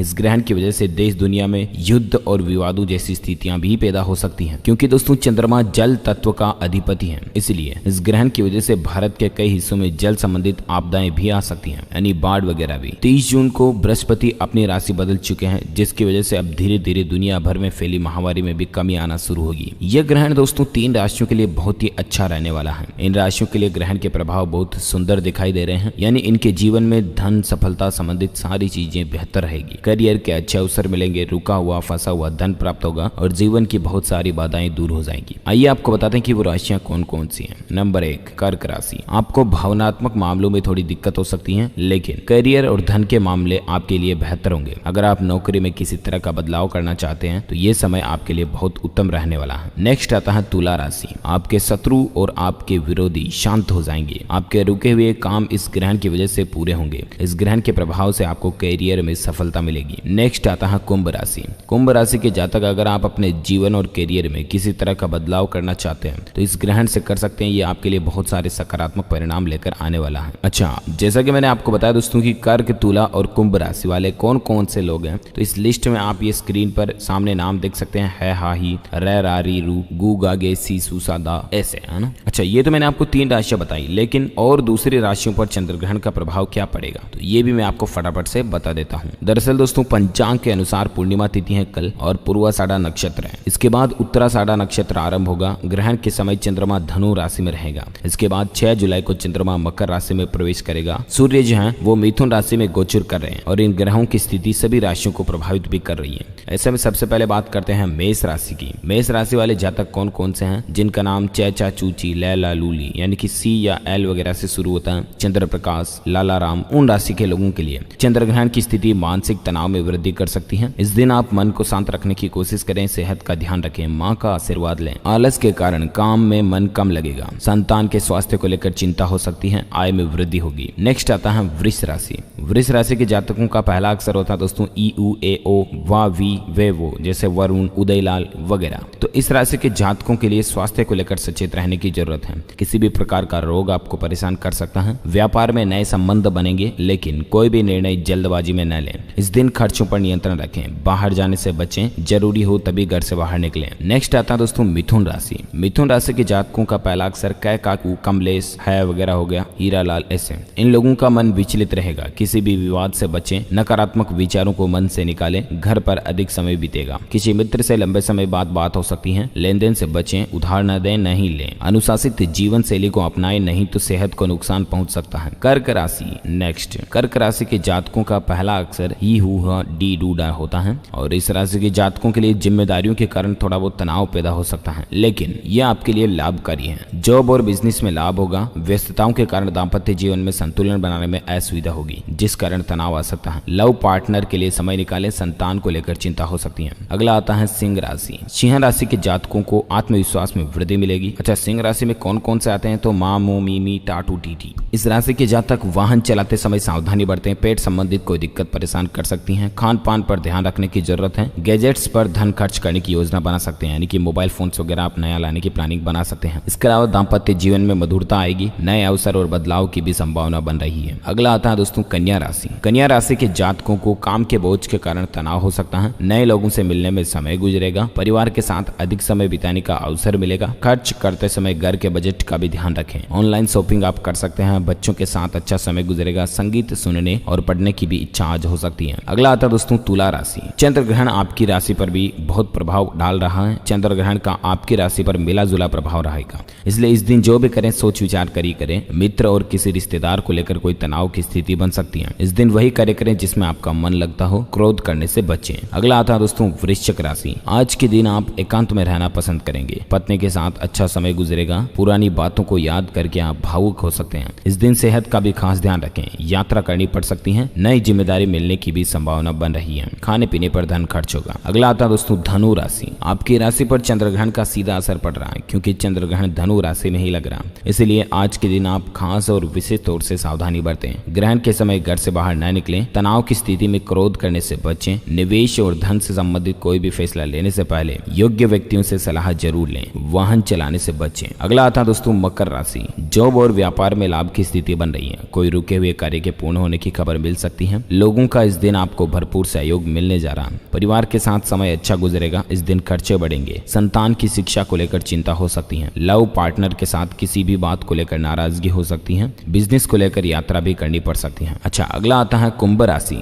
कोई रोग आपको परेशान कर सकता है। डॉक्टर के पास भी जाना पड़ सकता है, इसलिए इस दिन संभल कर रहें। खान पान पर खास ध्यान दें। आज आपको दिमाग को आराम देने की कोशिश करें। आराम करें। तनाव से दूर रहने की कोशिश करें। दाम्पत्य जीवन अच्छा रहेगा, लेकिन तर्क करने से बचें। आज खर्चों पर नियंत्रण रखना होगा। अगला आता है मीन राशि। परिवार के लोगों के साथ समय गुजरेगा। परिवार में खुशी का माहौल बना रहेगा। विवाद की स्थिति से बचें। लेन देन न करें। लंबे समय से रुका हुआ कोई भी कार्य पूर्ण हो सकता है। वित्तीय रूप से दिन अच्छा रहेगा, यानी कि आर्थिक दौलत से, धन दौलत से अच्छा रहेगा। जीवन साथी का यानी पत्नी का पूर्ण सहयोग मिलेगा आपको। क्रोध और विवाद से बचें। अच्छा दोस्तों, ये तो रहा चंद्रग्रहण का राशियों पर प्रभाव, राइट। अब कुछ ऐसी बातें जो आपके लिए जानना जरूरी है, जैसे कि चंद्रग्रहण के दौरान भूल कर भी आप ये काम ना करें और इन बातों का खास तौर से विशेष ध्यान रखें। वो कौन कौन से काम है? तो चंद्रग्रहण के दौरान आपको कुछ सावधानियां बरतने की जरूरत है, जिसमें पहला पॉइंट आता है दोस्तों, सूर्य ग्रहण की तरह आपको चंद्र ग्रहण को भी देखने के लिए किसी तरह के चश्मे की आवश्यकता नहीं है। आप चंद्र ग्रहण को नंगी आंखों से भी आसानी से देख सकते हैं। हालांकि 5 जुलाई को लगने वाला चंद्र ग्रहण उपछाया चंद्र ग्रहण है और साथ ही ये भारत में भी नहीं दिखाई देगा, इसलिए आप नहीं देख पाएंगे इसे। लेकिन दोस्तों सूर्य ग्रहण को कभी भी आप नंगी आंखों से ना देखें, क्योंकि सूर्य ग्रहण में पराबैंगनी किरणें आपकी आंखों को नुकसान पहुंचा सकती हैं। अच्छा, ऐसे में आप चाहें दोस्तों तो अपने घर की छत, बालकनी या फिर खुले मैदान में जाकर चांद का दीदार कर सकते हैं। हालांकि ऐसी मान्यताएं भी हैं कि ग्रहण के वक्त आपको खुले आसमान में नहीं निकलना चाहिए। खास करके प्रेग्नेंट महिलाएं, माताएं, बहनें जिनके गर्भ में शिशु पल रहा है, वो प्लीज चंद्र ग्रहण के दौरान घर से बाहर ना जाएं। बुजुर्ग, रोगी बच्चे ग्रहण से पहले या बाद में खाना खा सकते हैं। वैज्ञानिक कारण से परे धार्मिक मान्यताओं के अनुसार दोस्तों ग्रहण का विशेष महत्व रहता है। इस वजह से देश में ग्रहण काल को अशुभ माना जाता है। सूतक की वजह से इस दौरान कोई भी धार्मिक या फिर शुभ कार्य नहीं किया जाता है। हालांकि धार्मिक मान्यताओं में विश्वास रखने वाले लोग ग्रहण के वक्त शिव चालीसा का पाठ भी करते हैं। चंद्र ग्रहण से जुड़े कुछ मिथक भी हैं, झूठ भी हैं, वो भी मैं आपको बताऊंगा। लेकिन ये बात भी समझ लीजिए कि ग्रहण खत्म होने के बाद नहा कर गंगा जल से घर का शुद्धिकरण कर लें या फिर कोई पूजा पाठ करके लोगों को दान दक्षिणा भी दें। हालांकि शास्त्रों में उपछाया चंद्र ग्रहण को ग्रहण ही नहीं माना जाता है, इसीलिए तो इस ग्रहण में सूतक काल भी नहीं लगता है, लेकिन फिर भी इसका प्रभाव जरूर होता है। हालांकि दोस्तों चंद्र ग्रहण के पीछे कुछ वैज्ञानिक सच्चाइयां देखिए। जैसा कि शास्त्र पुराने समय से कहते हैं कि चंद्र ग्रहण के दौरान कुछ खाना नहीं चाहिए, लेकिन ऐसा कोई भी वैज्ञानिक प्रमाण नहीं है। इसके अलावा आमतौर पर माना जाता है कि ग्रहण गर्भवती महिलाओं और उनके भ्रूण को प्रभावित कर सकता है। ऐसा माना जाता है कि इस कारण ग्रहण की वजह से जोड़ों और उंगलियों में दर्द हो सकता है। यह भी वैज्ञानिक रूप से प्रूव नहीं हो पाया, इसलिए कुछ झूठों में ज्यादा विश्वास ना करें तो ज्यादा बेहतर है। बाकी कुछ बातों का ध्यान रख लीजिएगा, कुछ घंटों की तो बातें है ना। ओके दोस्तों, तो चंद्र ग्रहण के बारे में कुछ महत्वपूर्ण जानकारी आपको जानने मिली होगी। आप मुझे नीचे कमेंट करके बताना कि आप कौन से राज्य और कौन से शहर में रहते हैं, ताकि मैं आपके शहर, स्टेट, सिटी में एग्जैक्ट चंद्र ग्रहण की टाइमिंग भी आपके मोबाइल तक पहुंचा दूंगा। इस वीडियो को लाइक करना, ज्यादा से ज्यादा अपने दोस्तों के साथ फेसबुक और व्हाट्सएप पर शेयर करना। और ये जो दोस्तों सारी चीजें मैंने आपको बताई, अगर आप एस्ट्रोलॉजी में बिलीव करते हैं, ज्योतिष वगैरह में तो हैं, अदरवाइज कर्मण्येवाधिकारस्ते दोस्तों, कर्म ही पूजा है, वर्क इज वर्शिप। कर्तव्य करते रहिए, जिंदगी में सफलता जरूर मिलेगी। बिल्कुल राशिफल और बाबा महात्मा के चक्कर में ना रहें, क्योंकि मान लीजिए आपकी राशि बुलंद है और आप खाट पर जाकर के सो गए, आपको ऑटोमेटिक खाना नहीं मिलने वाला है। खाना बनाना पड़ेगा, या घर परिवार में कोई बनाएगा तो उसको आपको थाली में लेके खाना पड़ेगा, तभी मुंह में खाना जाएगा। आप कह दो कि मेरी तो राशि आज अच्छी है, खाना ऑटोमेटिक मुंह में आ जाएगा, ऐसा नहीं हो सकता। समझ रहे हो? तो ये कुछ चीजें हैं, एक हद तक इनको मानो तो ज्यादा बेहतर है। हद से बाहर गए तो नुकसान भी पहुंचा सकती है। मेरा तो कहने का फर्ज था, मैंने आपको कह दिया। इस वीडियो को लाइक करना, शेयर भी करना अपने दोस्तों के साथ फेसबुक और व्हाट्सएप पर दिल से, और चैनल को सब्सक्राइब करके बेल आइकन भी जरूर दबा देना। Thank you, take care, good bye, जय हिंद, जय भारत, वंदे मातरम।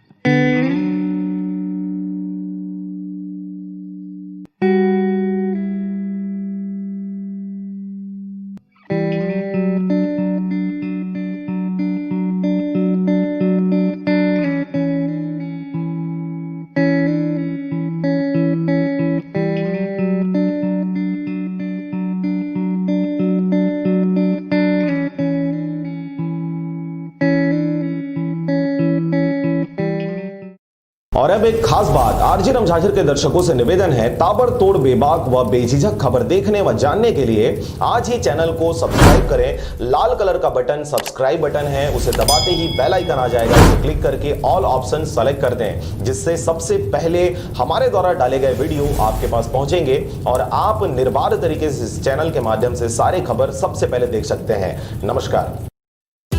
शलराज फ्रेंड्स वैली पेश करते हैं आपके अपने नगर बिल्हा में कम दरों पर डाइवर्टेड प्लॉट, जहां आपको मिलेगा सीसी रोड, नाली, बिजली, पानी, रोड साइड पौधारोपण। तो देर किस बात की, आज ही संपर्क करें शलराज बिल्डकॉम में। मोबाइल नंबर है 9098605060 या फिर 7693940333 पर। और अब एक खास बात, आरजे रमझाझर के दर्शकों से निवेदन है, ताबड़तोड़ बेबाक व बेझिझक खबर देखने व जानने के लिए आज ही चैनल को सब्सक्राइब करें। लाल कलर का बटन सब्सक्राइब बटन है, उसे दबाते ही बेल आइकन आ जाएगा, उसे क्लिक करके ऑल ऑप्शन सेलेक्ट कर दें, जिससे सबसे पहले हमारे द्वारा डाले गए वीडियो आपके पास पहुंचेंगे और आप निर्बाध तरीके से इस चैनल के माध्यम से सारे खबर सबसे पहले देख सकते हैं। नमस्कार। पुतला दहन के दौरान पुलिसकर्मियों और प्रदर्शनकारियों के बीच काफी झूमाझटकी हुई। प्रदर्शनकारियों ने गंडई मैन चौक में पुतला दहन कर मोदी सरकार मुर्दाबाद, तानाशाह नहीं चलेगी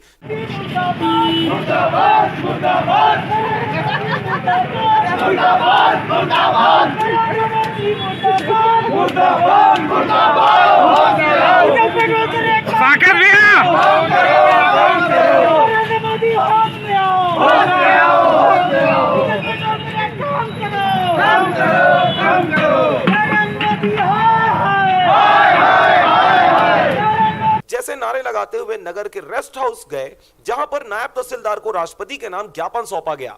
आज पूरे प्रदेश में, पूरे देश में डीजल और पेट्रोल की कीमतें जिस तरीके से बढ़ी हुई है, उसको लेकर हमारे प्रदेश के मुखिया परम सम्माननीय भूपेश बघेल जी के नेतृत्व में हमारे प्रदेश कांग्रेस कमेटी मोहन मरकाम जी के दिशा निर्देश में ब्लॉक कांग्रेस कमेटी गंडई के द्वारा धरना प्रदर्शन का आयोजन आज गंडई के गांधी चौक मुख्यालय में किया गया है। और इस महंगाई के विरुद्ध पूरा प्रदेश में कांग्रेस कमेटी जो है हर ब्लॉक इकाई में, पूरे जिले में, पूरे प्रदेश में इस महंगाई के विरोध में धरना और प्रदर्शन किया जा रहा है। हमारी प्रमुख मांगे यह है कि पेट्रोल और डीजल की जिस प्रकार से कीमतें बढ़ी हुई है, इस डीजल और पेट्रोल की कीमत कम किया जाए, किसानों को राहत दिया जाए, महंगाई जो बढ़ी हुई है, बेरोजगारी जो है उसको ख़त्म किया जाए और महंगाई और जिस प्रकार से सरकार की तानाशाही, केंद्र सरकार की तानाशाही चल रही है, उस पर निरंकुश जो शासन प्रशासन चलाया जा रहा है उस पर नियंत्रण होना चाहिए। प्रदर्शनकारियों में मुख्य रूप से पूर्व मंडी अध्यक्ष लाल टाकेश्वर शाह खुसरो, राजमहंत महेश दास रात्रे, अयूब कुरैशी, शाकेत दुबे, दिलीप ओगरे, विगेश यादव, नारायण लाल चतुर्वेदी, रणजीत सिंह चंदेल, शुभम बघेल, लियाकत अली, जस्सी महिलांगे, निरंजन धरकर, अमित टंडन, सूरज नामदेव, बालकिशन डहरिया, जितेंद्र बंजारे सहित कांग्रेस के सैकड़ों कार्यकर्ता इस अवसर पर मौजूद रहे। हम लोग भी उतना ही सजग हैं, संगठन की ओर से भी हम लोग सजग हैं कि किसानों को राहत दिया जाए और मिलनी चाहिए उनको, जो नुकसान हुआ है उनकी भरपाई होगी और हम लोग सरकार के समक्ष अपनी बात को रखेंगे। एक बात और कह रहा हूँ राजा साहब, ये वो नगर है जहाँ से बराबर 25 साल गुजर गया मांग करते करते। रमन सिंह ने भी यहाँ की घोषणा किया था पूर्ण तहसील का, उसके बाद हो नहीं पाया। भूपेश बघेल जी आए, उन्होंने भी घोषणा किया था इसको पूर्ण तहसील करने का, मगर आज तक कांग्रेस सरकार भी उस मांग को गंडई को नहीं दे पाई जो 25 साल से लगातार लोग मांग रहे हैं। अगर भाजपा की सरकार ने, डॉक्टर रमन सिंह ने यहाँ के लोगों को धोखा दिया, तो मेरा मानना है कि कहीं ना कहीं कांग्रेस की सरकार, भूपेश बघेल ने भी इस नगर के लोगों को नहीं, गंडई के साथ न्याय होगा और हमको पूरा विश्वास है हमारे मुख्यमंत्री जी से। इस विषय में हम निकट भविष्य में उनसे फिर से संपर्क करेंगे और गंडई को पूर्ण तहसील का दर्जा प्राप्त होगा। लाल टारकेश्वर शाह खुसरो, पूर्व मंडी अध्यक्ष गंडई।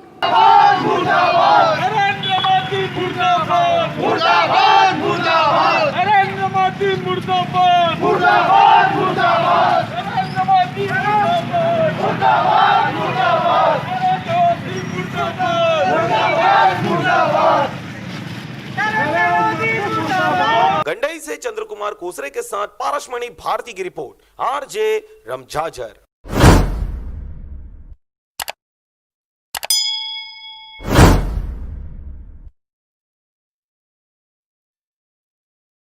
और अब एक खास बात, आरजे रमझाझर के दर्शकों से निवेदन है, ताबड़तोड़ बेबाक व बेझिझक खबर देखने व जानने के लिए आज ही चैनल को सब्सक्राइब करें। लाल कलर का बटन सब्सक्राइब बटन है, उसे दबाते ही बेल आइकन आ जाएगा, उसे क्लिक करके ऑल ऑप्शन सेलेक्ट कर दें, जिससे सबसे पहले हमारे द्वारा डाले गए वीडियो आपके पास पहुंचेंगे और आप निर्बाध तरीके से इस चैनल के माध्यम से सारे खबर सबसे पहले देख सकते हैं। नमस्कार। नमस्कार, मैं हूं रीना चतुर्वेदी और आप देख रहे हैं आरजे रमझाझर। खुलेआम गांजा बेचने वाली महिला को सिरगिट्टी पुलिस ने 3 किलो 600 ग्राम और बिक्री की रकम समेत रंगे हाथ धर दबोचा। पति और पत्नी दोनों मिलकर करते थे गांजा बिक्री।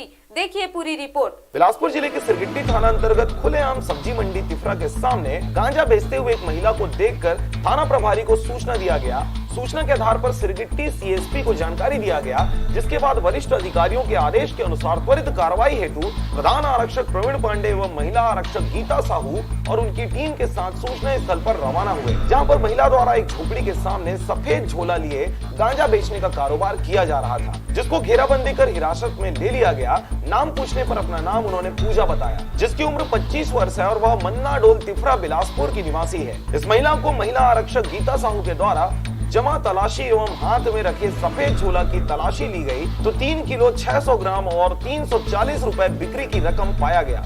मिली जानकारी के अनुसार राजू साहू, जो महिला के पति हैं, उनके द्वारा कहीं बाहर से गांजा लाया जाना बताया गया एवं पति एवं पत्नी दोनों मिलकर अवैध रूप से गांजा बेचने का काम करते हैं। जो गांजा अवैध रूप से अपने पास गांजा रखी हुई है और बिक्री का काम कर रही है, इसकी सूचना पर मौके पर पहुंचकर सिरगिट्टी पुलिस द्वारा टीम बनाकर कार्रवाई की गई। मौके पर 3 किलो 600 ग्राम गांजा बरामद किया गया और NDPS 20B के अंतर्गत कार्रवाई की गई। राजू उर्फ राजेश साहू के खिलाफ थाने में कई सारे अपराध पहले से ही कायम किया जा चुका है, जो आदतन दारू गांजा एवं कई प्रकार के अपराध में शामिल रहा है। गांजा बेचने की अपराध में महिला को संबंधित अपराध कायम कर न्यायिक रिमांड पर जेल भेज दिया गया है। इस पूरे कार्रवाई में थाना सिरगिट्टी स्टाफ की अहम भूमिका रही। बिलासपुर से मुकेश कौशिक के साथ मनहर बंजारे की रिपोर्ट, RJ रमझाझर।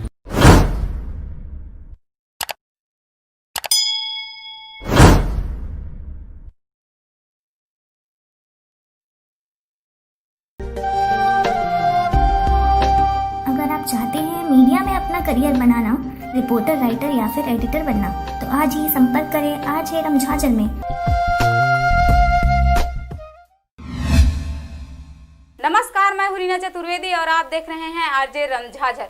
पूरे प्रदेश में लॉकडाउन होने के कारण पढ़ाई करने वाले जरूरतमंद बच्चों को बिलासपुर सिरगिट्टी थाना प्रभारी UN शांत कुमार एवं साहू मुहिम 1 रुपए के संचालिका सीमा वर्मा के आसपास में कई बच्चों को स्टेशनरी कॉपी वितरण किया गया।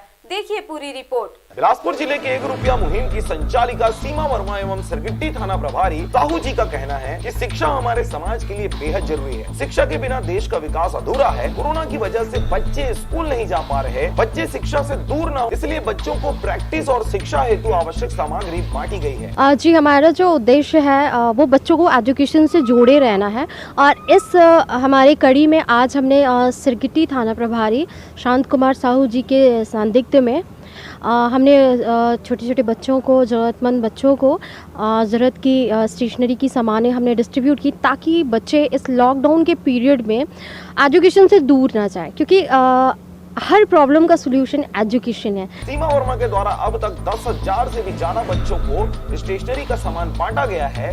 33 बच्चों के साल भर की फीस जमा कराई जा चुकी है। जैसा कि हम जान रहे हैं कि अभी कोविड-19 की जो कंडीशन है देश में काफ़ी दयनीय है और इस स्थिति में सभी जो संस्थान है बंद है, जिसमें स्कूल भी एक है, वो भी बंद है। तो मेरा एक अनुरोध है सभी पालकों से कि लोगों को, अपने बच्चों को पढ़ाई में संलग्न रखें और उनको पढ़ाई से दूर ना होने दें। बिलासपुर से मुकेश कौशिक के साथ मनहर बंजारे की रिपोर्ट, RJ रमझाझर।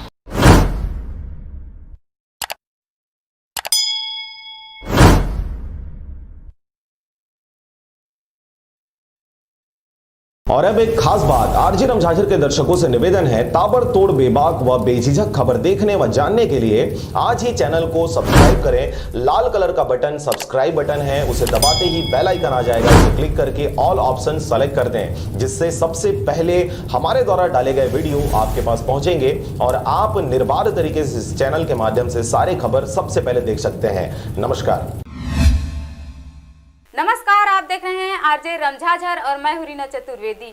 छुई खदान पुलिस की दोहरी सफलता, चोरी को अंजाम देने वाला नकबंधक एवं मोटरसाइकिल चोर गिरफ्तार। छुई खदान खाने की बड़ी कार्यवाही, देखिए पूरी रिपोर्ट। बाजार अतरिया में 18 जून को रात में हुई चोरी व उदयपुर की वारदात को अंजाम देने वाले चोरों को आखिरकार छुई खदान पुलिस ने पकड़ लिया। बाजार अतरिया एवं उदयपुर में हुई चोरी को लेकर क्षेत्रवासी काफी दहशत में थे। वहीं छुई खदान की संयुक्त टीम ने चोर को पकड़ने में बड़ी सफलता हासिल की है। पुलिस अधीक्षक जितेंद्र शुक्ला के निर्देशन एवं अनुविभागीय अधिकारी खैर खैरागढ़ जीसी पति के मार्गदर्शन में थाना प्रभारी निरीक्षक शशिकांत सिन्हा एवं स्टाफ द्वारा छुई खदान खैरागढ़ कबीरधाम एवं बेमेतरा जिला के अन्य थानों से विगत दिनों घटित लगातार नकबजनी तथा दोपहिया वाहन चोरी में संलिप्त संपत्ति संबंधित चोरी उठाई गिरी नकबजनी के चोर संजय ठाकुर पिता खेमू ठाकुर उम्र 21 साल एवं एक नाबालिग सहयोगी दोनों निवासी खैरी साजा जिला बेमेतरा को मुखबिर की सूचना पर हिरासत में लेकर गहन पूछताछ किया गया, जिनके द्वारा संपत्ति संबंधित अपराध घटित करना स्वीकार किया गया। मालूम हो कि मेमोरेंडम कथन पर सोना चांदी के जेवर तथा 4 नग मोटरसाइकिल जब्त किया गया है। उक्त संपत्ति की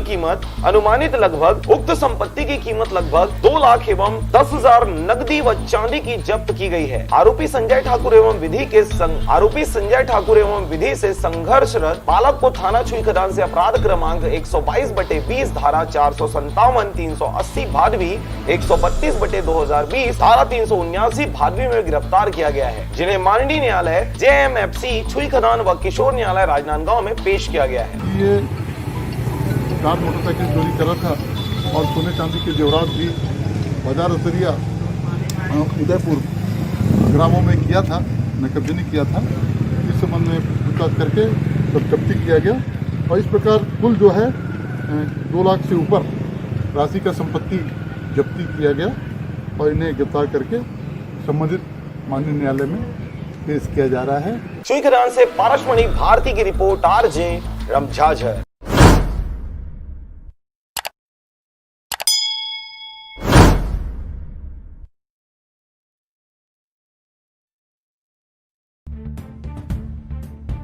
welcome back to DLS news. जी हाँ, आइए दोस्तों बात करते हैं कोरोना वायरस को लेकर आज दिन भर के क्या तमाम अपडेट्स और हेडलाइंस न्यूज बड़ी खबरें चल रही। आपको बता दें दोस्तों, भारत में पिछले 24 घंटों में बहुत ही ज्यादा गंभीर संक्रमित मामले देखे गए। हालात बहुत ज्यादा सीरियस चल रहे हैं और ऐसे में आप सभी लोगों के लिए ये जानना जरूरी हो जाता है कि देश में अभी कोरोना का अपडेट क्या चल रहा है। मैं आपको ताजा आंकड़े तो बताऊंगा। इसके अलावा WHO यानी कि वर्ल्ड हेल्थ ऑर्गेनाइजेशन की तरफ से भी भारत के लिए एक बड़ा फैसला लिया गया, क्या आपको बताऊंगा। इसके अलावा भी 15 अगस्त तक कोरोना की वैक्सीन रिलीज यानी कि लॉन्च को लेकर जो अभी विवाद चल रहा था मीडिया में, आपको पता होगा, उसको लेकर भी दोस्तों ICMR यानी कि Indian council of medical research organization जो है उसने सफाई दी है। क्या कहा मैं आपको बताऊंगा, एक एक करके सभी अपडेट्स को जानेंगे। बिल्कुल ध्यान से बने रहेगा हमारे साथ इस वीडियो में, आखिर तक जरूर देखिएगा, एकदम पूरा लास्ट है ना। सबसे पहले बात करें दोस्तों देश में कोरोना का आंकड़ा अभी क्या चल रहा है। तो पिछले 24 घंटों के दौरान 24,000 से भी ज्यादा नए मामले देखे। जी हाँ, बीते 24 घंटों में 613 लोगों की जान गई और 24,000 से ज्यादा नए संक्रमित मामले देखे। उसके बाद अभी दोस्तों कोरोना संक्रमितों के मामले में रूस को भी भारत पीछे छोड़ चुका है और तीसरे नंबर पर भारत पहुंच चुका है और ये संख्या भारत में कुल दोस्तों 6,73,165 तक पहुंच चुकी है, जिसमें से एक्टिव केस जो चल रहे हैं ना, जिनका अभी हॉस्पिटल में इलाज चल, वो संख्या है 2,44,814, जबकि 4,09,083 मरीज अभी तक ठीक हो चुके हैं। टोटल भारत में जान जाने वाले लोगों की संख्या या मरीजों की संख्या जो है वो पहुंच चुकी है 19,228। ये तो रहा स्वास्थ्य मंत्रालय की तरफ से भारत को लेकर ताजा आंकड़ा, राइट। वहीं बात करें दोस्तों दुनिया भर के ग्लोबल आंकड़े की, तो मैं आपको बता दूं दुनिया भर में वर्ल्ड वाइड ये जो आंकड़ा चल रहा है 1,11,87,193 अभी तक टोटल संक्रमित केस हो चुके हैं, जिसमें से 60,30,000 से ज्यादा लोग ठीक हो चुके हैं, जबकि 5,28,000 से ज्यादा लोगों की जान जा चुकी है। ये वर्ल्ड वाइड ग्लोबल आंकड़ा है, ठीक है। अब अपन बात करें कोरोना की ताजा बड़ी खबरों पर, जहां 10 बड़े अपडेट में आपको बताऊंगा। पहली बड़ी खबर देख पा रहे होंगे कि दिल्ली में पहली बार कोरोना का रिकवरी रेट जो है ना वो 70% के पार पहुंचा और उसके बाद राजधानी दिल्ली के मुख्यमंत्री अरविंद केजरीवाल ने लोगों को बधाई भी दी। हालांकि दोस्तों देश की राजधानी दिल्ली में कोरोना वायरस के संक्रमण का ग्राफ लगातार ऊपर की ओर जा रहा है। दिल्ली में हर रोज हजारों की संख्या में कोरोना वायरस के मरीजों की पुष्टि भी हो रही, लेकिन इसी बीच दिल्ली के लोगों के लिए एक राहत भरी खबर आई है और वो ये कि ठीक होने वाले लोगों की जो संख्या है, प्रतिशत रेशियो जो है वो 70.22 तक पहुंच चुका है। तो ये वाकई में राहत की बात है। रिकवरी रेट 70% होना बहुत ही अच्छी बात है ना। कुल मिलाकर के राजधानी दिल्ली में 97,200 संक्रमित मरीज हैं, जिनमें से 68,256 मरीज ठीक हो चुके यानी कि रिकवर हो चुके। अच्छा, इसके अलावा और एक अपडेट आप देख सकते हैं। बड़ी खबर है कि 15 अगस्त तक कोरोना वैक्सीन लॉन्च की बात पर विवाद चल रहा है। मीडिया में आपको पता होगा 1-2-3 से ऐसी खबरें भी चल, कुछ मीडिया रिपोर्ट्स ये बता रहे हैं कि 15 अगस्त को लॉन्च होगी, कुछ ये बता रही दोस्तों। हकीकत क्या मैं बताऊं आपको, 15 अगस्त तक।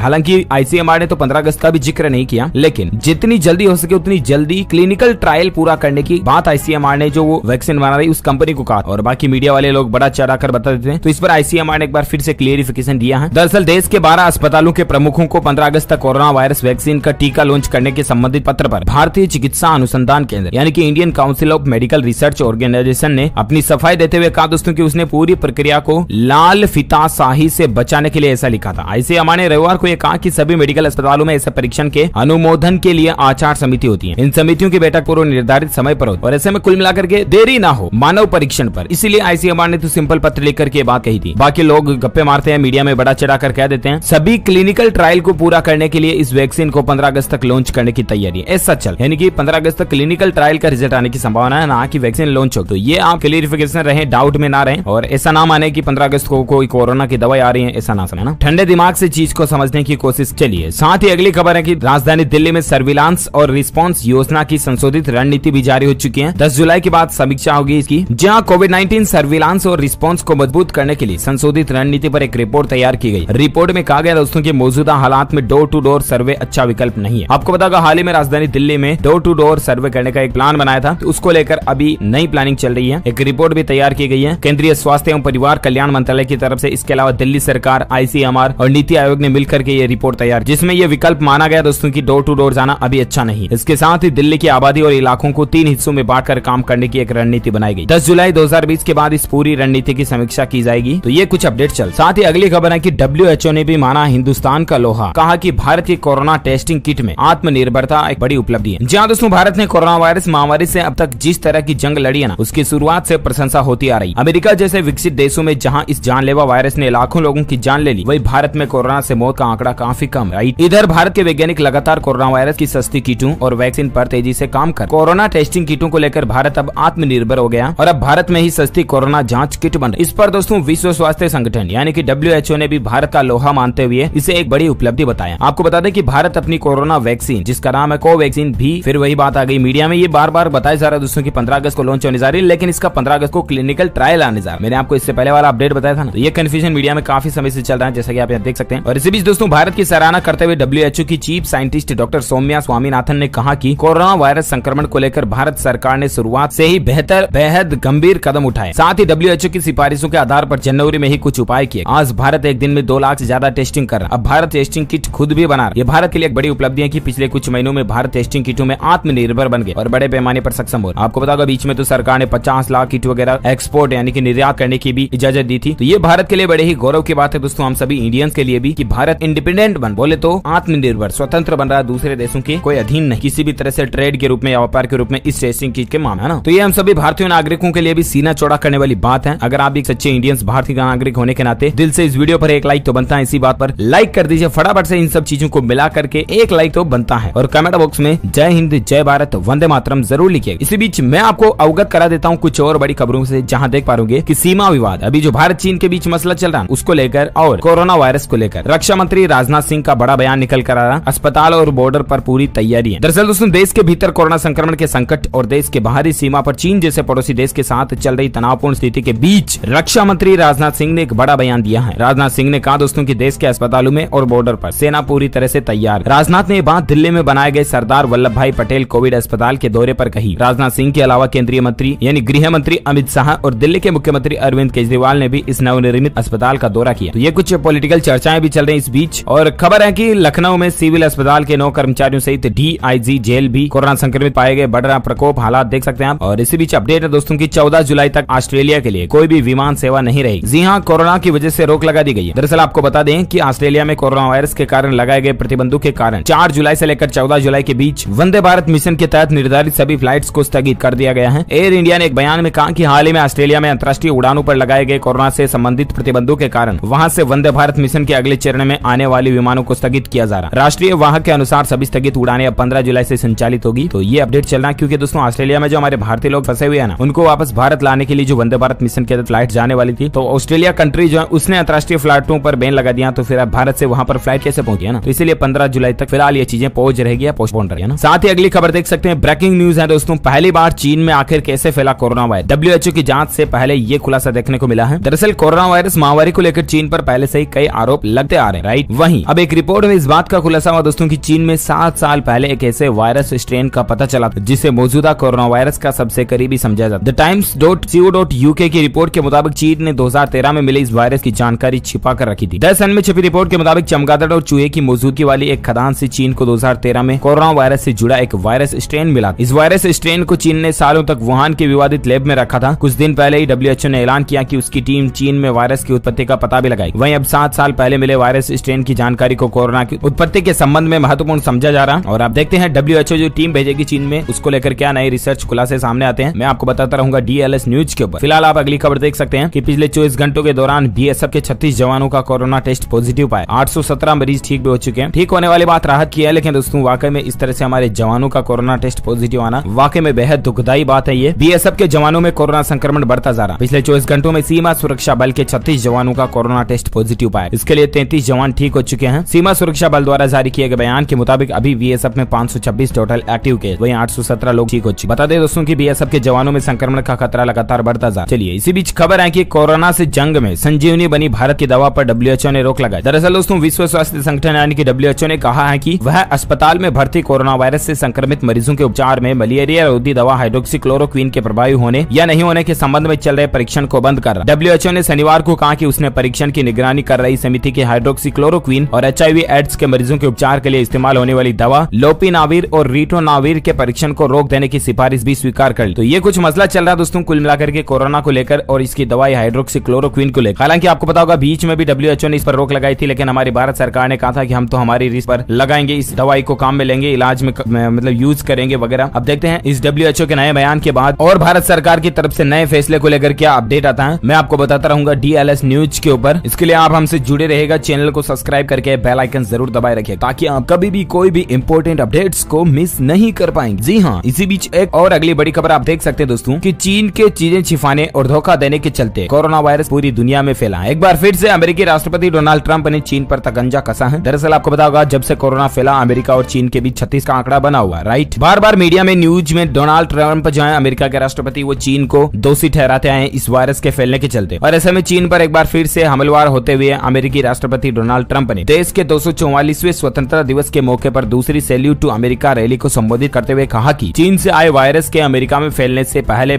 यह सब कुछ बहुत अच्छा जा रहा। ट्रंप ने कहा कि वो देश जो लंबे समय से अमेरिका से फायदे उठा रहे थे, अब उनकी जमीन पर टैरिफ की ताकत का इस्तेमाल किया गया, जिसके बाद अमेरिका अच्छे व्यापारिक समझौते कर सका। अब उन्हीं देशों से अमेरिका के खजाने में कई बिलियन डॉलर जमा हुए, लेकिन चीन से आया वायरस अमेरिका में फैल गया। ट्रंप ने आगे कहा दोस्तों कि हम गाउन, मास्क, सर्जरी का सामान बना रहे, पहले ये सब दूसरे देशों में बनता था, खासकर ये चीजें चीन से आती थी। विडंबना है कि वायरस भी चीन से आया। चीन की गोपनीयता, धोखा देने और चीजों पर पर्दा डालने से वायरस पूरी दुनिया में फैला है। इसके लिए चीन को जिम्मेदार ठहराया जाना चाहिए। खुलकर कहा दोस्तों, जिस तरह से हमारे भारत में स्वतंत्रता दिवस, गणतंत्र दिवस होता है ना, 15 अगस्त, 26 जनवरी वगैरह, और फिर माननीय प्रधानमंत्री नरेंद्र मोदी जी देश भर में खुलकर भाषण देते हैं ना, उस तरह से अमेरिका में सैल्यूट टू अमेरिका पर्व मनाया जाता है आजादी के मौके के रूप में। और उस समय डोनाल्ड ट्रंप ने पूरे देश को संबोधित करते हुए ये बातें कही, तो वाकई में चीन में कहीं ना कहीं तो खोड़ कसर होगी, तभी तो ये बात है कोई देश इतना खुलकर बोल सकता। खैर, आपकी इस चीन के बारे में क्या राय है दोस्तों? क्या चीन ने जानबूझकर फैलाया वायरस या अनजाने में फैला? आप अपनी राय कमेंट बॉक्स में मुझे जरूर बताएगा। दिल से इस वीडियो को लाइक करना, ज्यादा से ज्यादा अपने दोस्तों के साथ फेसबुक और व्हाट्सएप पर शेयर करना, और अगर आप DLS न्यूज चैनल पर पहली बार आए हैं तो चैनल को सब्सक्राइब करके बेल आइकन जरूर दबा देना ताकि आपको रोजाना के ताजा अपडेट्स तुरंत आपके मोबाइल पर मिलते रहे। Thank you, take care, good bye, जय हिंद, जय भारत, वंदे मातरम। अगर आप चाहते हैं मीडिया में अपना करियर बनाना, रिपोर्टर, राइटर या फिर एडिटर बनना, तो आज ही संपर्क करें आज है रमझाझर में। नमस्कार, आप देख रहे हैं आरजे रमझाझर और मैं हूं रीना चतुर्वेदी। रायगढ़ से सटे किरोड़ीमल नगर में कल दोपहर 2 लुटेरों ने ATM वैन के ड्राइवर अरविंद पटेल को गोली मारकर हत्या कर दी। वहीं गार्ड विनोद पटेल को गोली मारकर जानलेवा हमला कर 14.5 लाख की लूट कर हवा में फायरिंग करते हुए लुटेरे रफू चक्कर हो गए, जिससे पूरे क्षेत्र में हड़कंप मची है। देखिए पूरी रिपोर्ट। आपको यह भी बता दें कि ATM कैश वैन में 3 करोड़ 14 लाख लेकर रायगढ़ केवड़ाबाड़ी की स्टेट बैंक शाखा से रवाना हुई थी। तब किरोड़ीमल नगर में ATM में कैश डालने के दौरान यह घटना घटित हुआ। घटना की जानकारी मिलते ही रायगढ़ की पुलिस टीम तुरंत एक्टिव हो गई। वहीं स्थानीय विधायक उमेश पटेल ने भी घटनास्थल पहुंचकर जायजा लिया। मामले की गंभीरता को देखते हुए बिलासपुर से IG दीपांशु काबरा भी पहुंचकर आवश्यक दिशा निर्देश दिए। इस पर मामला को गंभीरता से लेते हुए P संतोष सिंह ने करीब 50 रास्तों को नाकेबंदी कराकर पुलिस की 8 टीम गठित कर तुरंत सर्चिंग की गई। साथ ही साथ CCTV फुटेज भी खंगाले गए, जो कि आरोपियों तक पहुंचने में मददगार साबित हुई। भूपदेवपुर के पास केराझर आसपास संदिग्धियों की जानकारी पाकर घर घर सर्चिंग करने के दौरान दोनों आरोपी एक घर में मिले, जो कि पिस्टल से पुलिस पर फायरिंग कर पाते इससे पहले ही पटक कर पकड़ने में कामयाबी हासिल कर लिए। इस तरह से गंभीर वारदात में शामिल दोनों आरोपियों को पुलिस ने अपनी सक्रियता और सूझबूझ के साथ लोगों के सहयोग से बड़ी कामयाबी पाई है और इनसे लूट की पूरी रकम के अलावा पिस्टल और प्रयुक्त बाइक भी बरामद कर लिया गया है। बताया जा रहा है दोनों ही आरोपी बिहार से, जिसमें मुख्य आरोपी सुधीर सिंह का भाई एवं पिता रायगढ़ में ही रहते हैं, जिससे उसका यहाँ आना जाना था। उसने करोड़पति बनने का सपना बुनते हुए अपने साथी पिंटू वर्मा को बिहार से लेकर घटना को अंजाम देने के लिए पूर्व 15 दिन से रेकी की थी। साथ ही एटीएम कैश वैन का भी 4 दिनों से रेकी की थी। इसके द्वारा पहले भी यूनियन बैंक से लूट का असफल प्रयास किया जा चुका था। इनकी बिहार में आपराधिक रिकॉर्ड होने की जानकारी सामने भी आ रही है। कल जो एक घटना हुई थी, जो एटीएम कैश वैन था, उसमें दो बाइक सवार कैश वैन के जो सिक्योरिटी गार्ड जो था उसको गोली मार दी, जो क्रिटिकली इंजर्ड है। साथ साथ जो उसका ड्राइवर है, ड्राइवर की डेथ हो गई। 2 और व्यक्तियों पे भी गोली चलाई थी। ये शुरू से ही देखने में ऐसा लग रहा था कि कोई ना कोई एक ऐसा गैंग है जो प्रोफेशनल गैंग है, क्रिमिनल है, उसी हिसाब से काम हो रहा था। इसमें त्वरित नाकेबंदी लगाई गई, सीसीटीवी फुटेज भी प्राप्त हुआ था और इससे बहुत मदद मिली। अपराधी जो है जिला छोड़ के बाहर नहीं जा पाया और वो रुकने को मजबूर हो गए थे। ये लोग एक किराए के मकान पे गए जहाँ वैसे इनकी पहली प्लानिंग जिले से छोड़ के भागने की थी। ह्यूमन इसी बीच हम लोग को लगातार लोगों द्वारा कॉल आने शुरू हो गए थे और हमारे डीएसपी भी एक्टिवेट हो गए थे। डीएसपी के एक आरक्षक को एक महिला ने सूचना करके बताया कि एक गांव में कुछ संदिग्ध लोग हैं। जब पूरा कंफर्म हो गया कि यही लोग हो सकते हैं, उनके हुलिया, उनके गाड़ी, उनके चाल डाल और जो आचरण से, तो उसके बाद एक टीम बनाई गई सीएसपी अविनाश ठाकुर के नेतृत्व में और शहर के 4 थाना प्रभारी को ये जिम्मेदारी दी गई और चारों थाना प्रभारी ने वहाँ जाकर के उस एरिया को ऑर्डर किया। ऑर्डर करने के बाद बहुत ही सूझबूझ तरीके से उन्होंने दोनों आरोपियों को पकड़ा और जब पकड़ा गया तो उस समय भी वो फायरिंग मुद्रा में, उसमें एक आरोपी पुलिस पार्टी पे लगभग हमला ही करने वाला था। पकड़ने के बाद उनके पास से 3 वेपन मिले हैं, जिसमें 2 pistol, 9mm pistol country made है, एक तमंचा है और साथ साथ जो 14,50,000 जो लूट का पूरा जो कैश था वो भी इनसे रिकवर हो गया है। दोनों आरोपी, एक जो सुधीर कुमार है वो बिहार के सिवान का रहने वाला है, दूसरा पिंटू जो है वो कैमूर बिहार का रहने वाला है। दोनों जिले के निवासी नहीं थे और एक सुधीर पहले भी एक पूर्व घटना में यहाँ अंजाम दे चुका था किसी और के साथ, जो फेल्ड हो गया था। एक बैंक में उसने लूट का प्रयास किया था। जैसा भी हो, किरोड़ीमल नगर की इस गंभीर लूट और हत्या को अंजाम देने वाले दोनों आरोपी पुलिस के बहादुरी से आखिर शिकंजों में हैं। समय पर सही कदम उठाकर हिम्मत और बहादुरी के साथ पुलिस ने जो सफलता हासिल किया है उसकी खूब सराहना हो रही है। इन कुख्यात आरोपियों से और भी कई राज सामने आने की संभावना है, जिसे लेकर पुलिस पूरी हिस्ट्री खंगालने में जुटी हुई है। रायगढ़ से मोहन नायक की रिपोर्ट, आरजे रमझाझर।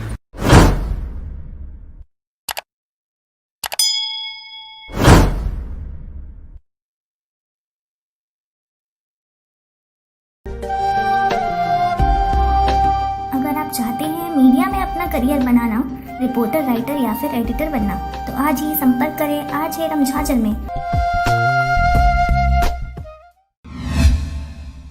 नमस्कार, आप देख रहे हैं आरजे रमझाझर और मैं हूं रीना चतुर्वेदी। विगत 25 दिनों से डीजल एवं पेट्रोल की कीमत में बेतहाशा वृद्धि के विरोध में बरमकेला के बस स्टैंड में ब्लॉक कांग्रेस के तत्वाधान में धरना प्रदर्शन किया गया। इस दौरान एक बाइक को फांसी पर लटकाया गया, फिर उसकी शव यात्रा निकालते हुए महामहिम राष्ट्रपति के नाम कीमत कम करने की मांग का ज्ञापन सौंपा गया। देखिए पूरी रिपोर्ट। इस संबंध में कांग्रेस के नेताओं का कहना था कि अंतर्राष्ट्रीय स्तर पर कच्चा तेल का कीमत कम हुआ है, बावजूद इसके पेट्रोल एवं डीजल की कीमतों में 25 दिनों से लगभग 15 से 16 रुपए बढ़ा दिया गया है, जिससे लोगों को इस महामारी के समय में दोहरा मार झेलना पड़ रहा है। इससे खेती किसानी करने में भी खर्चा बढ़ जाएगा, साथ ही दिनचर्या की सारी वस्तुएं भी महंगी हो जाएंगी। कुल मिलाकर हर तरफ से जनता पर इसका भार पड़ेगा, इसलिए कीमत को पूर्ववत किया जावे। इस विरोध प्रदर्शन में कांग्रेस के सभी प्रमुख पदाधिकारियों के अलावा कई प्रमुख जनप्रतिनिधि भी शामिल रहे। इस तरह से तेल के इस राजनीतिक खेल में कांग्रेस द्वारा लगातार मूल्य वृद्धि का विरोध पूरे प्रदेश में जारी है। पेट्रोल डीजल की मूल्य वृद्धि, गैस में मूल्य वृद्धि को लेकर जो हमारे देश की जनता के साथ मोदी सरकार का छलावा है और उन्हें बहुत ज्यादा गर्त में ढकेलने की जो ये नीति है, इस नीति का हम लोगों ने विरोध प्रदर्शन किया, राज्यपाल के नाम ज्ञापन सौंपा है और मैं राष्ट्रपति के नाम से ज्ञापन सौंपा है। और मैं मोदी सरकार के लिए चंद शब्द अवश्य कहना चाहूँगा, जो बार बार हमारे छत्तीसगढ़ के कांग्रेस सरकार को, भूपेश बघेल की सरकार को टारगेट करती है और कई चीज़ों से, लाभान्वित योजनाओं से उन्हें वंचित कर रही है, कि उनसे जाकर कह दो है दोस्तों, जो हम पर उंगलियां उठाते हैं, अपना किरदार देख ले पहले, आईना हमें क्या दिखाता है।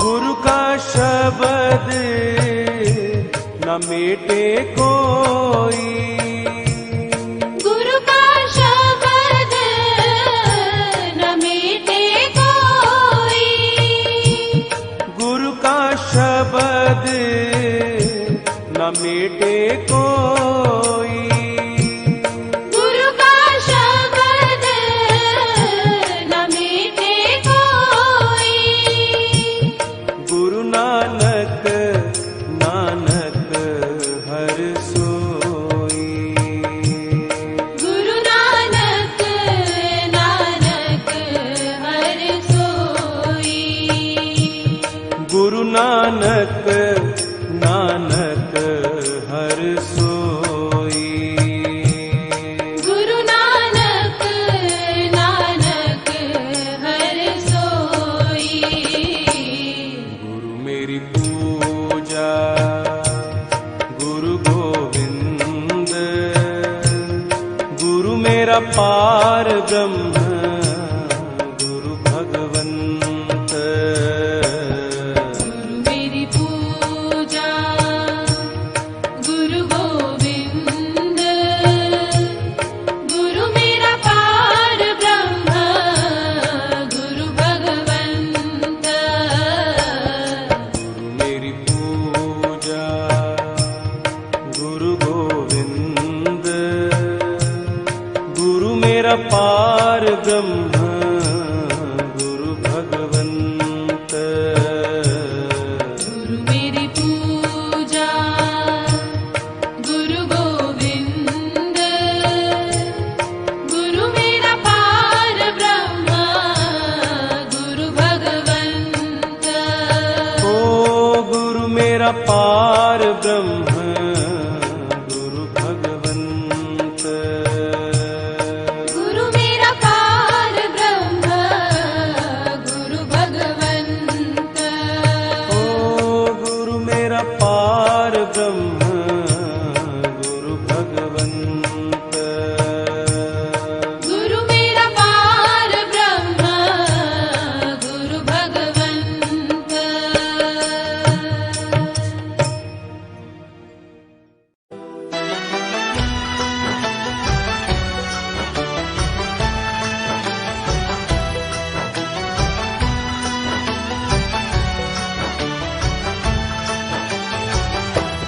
सतगुरु मैं तेरी पतंग, बाबा मैं तेरी पतंग, हवा विच उड़दी जावांगी, हवा विच उड़दी जावांगी, बाबा डोर हथों छड़ी ना मैं कटी जावांगी,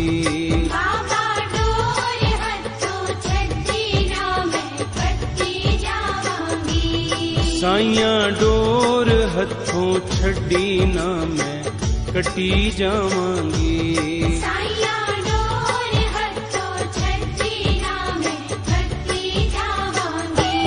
सतगुरु मैं तेरी पतंग, बाबा मैं तेरी पतंग,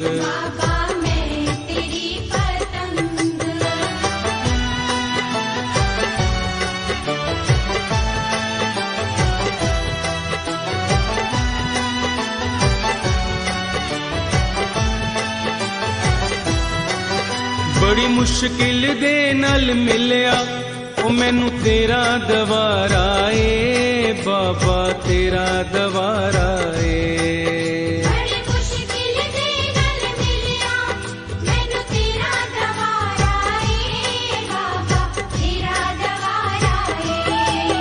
मैनू इको तेरा आसरा नाले तेरा सहारा ए साइया तेरा सहारा ए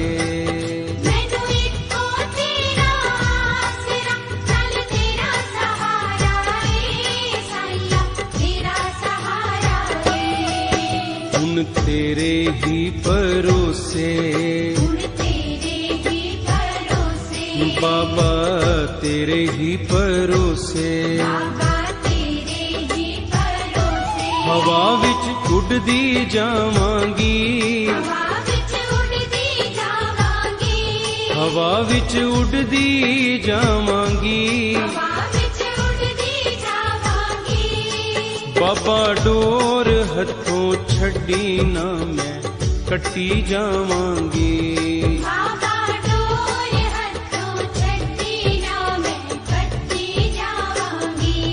साइयां डोर हथों छड़ी ना मैं कटी जावांगी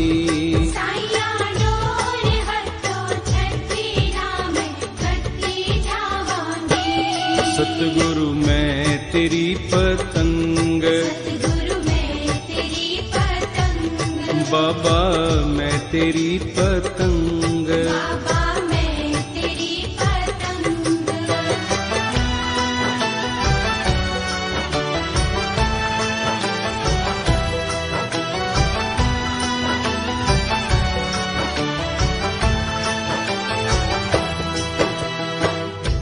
जेड़ी मुश्किल च फसी है जान मेरी जानी जानी उस मुश्किल नू हल कर दे मेरे वाली तू आजा वल पाके सिद्धे मेरी तकदीर दे वल कर दे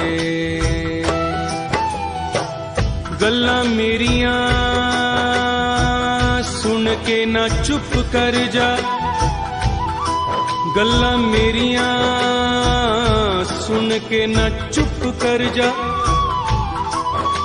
मुंह खोली कोई ते गल कर दे मेरा कम तुयो है बाबा करना पावे अज कर दे पावे कल कर दे सतगुरु मैं तेरी पतंग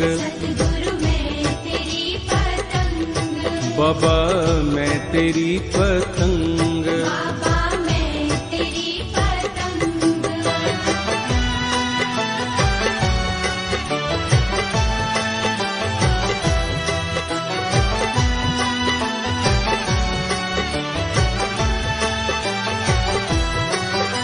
न चरना कमला नालों मैनू दूर हटाई ना बाबा दूर हटाई ना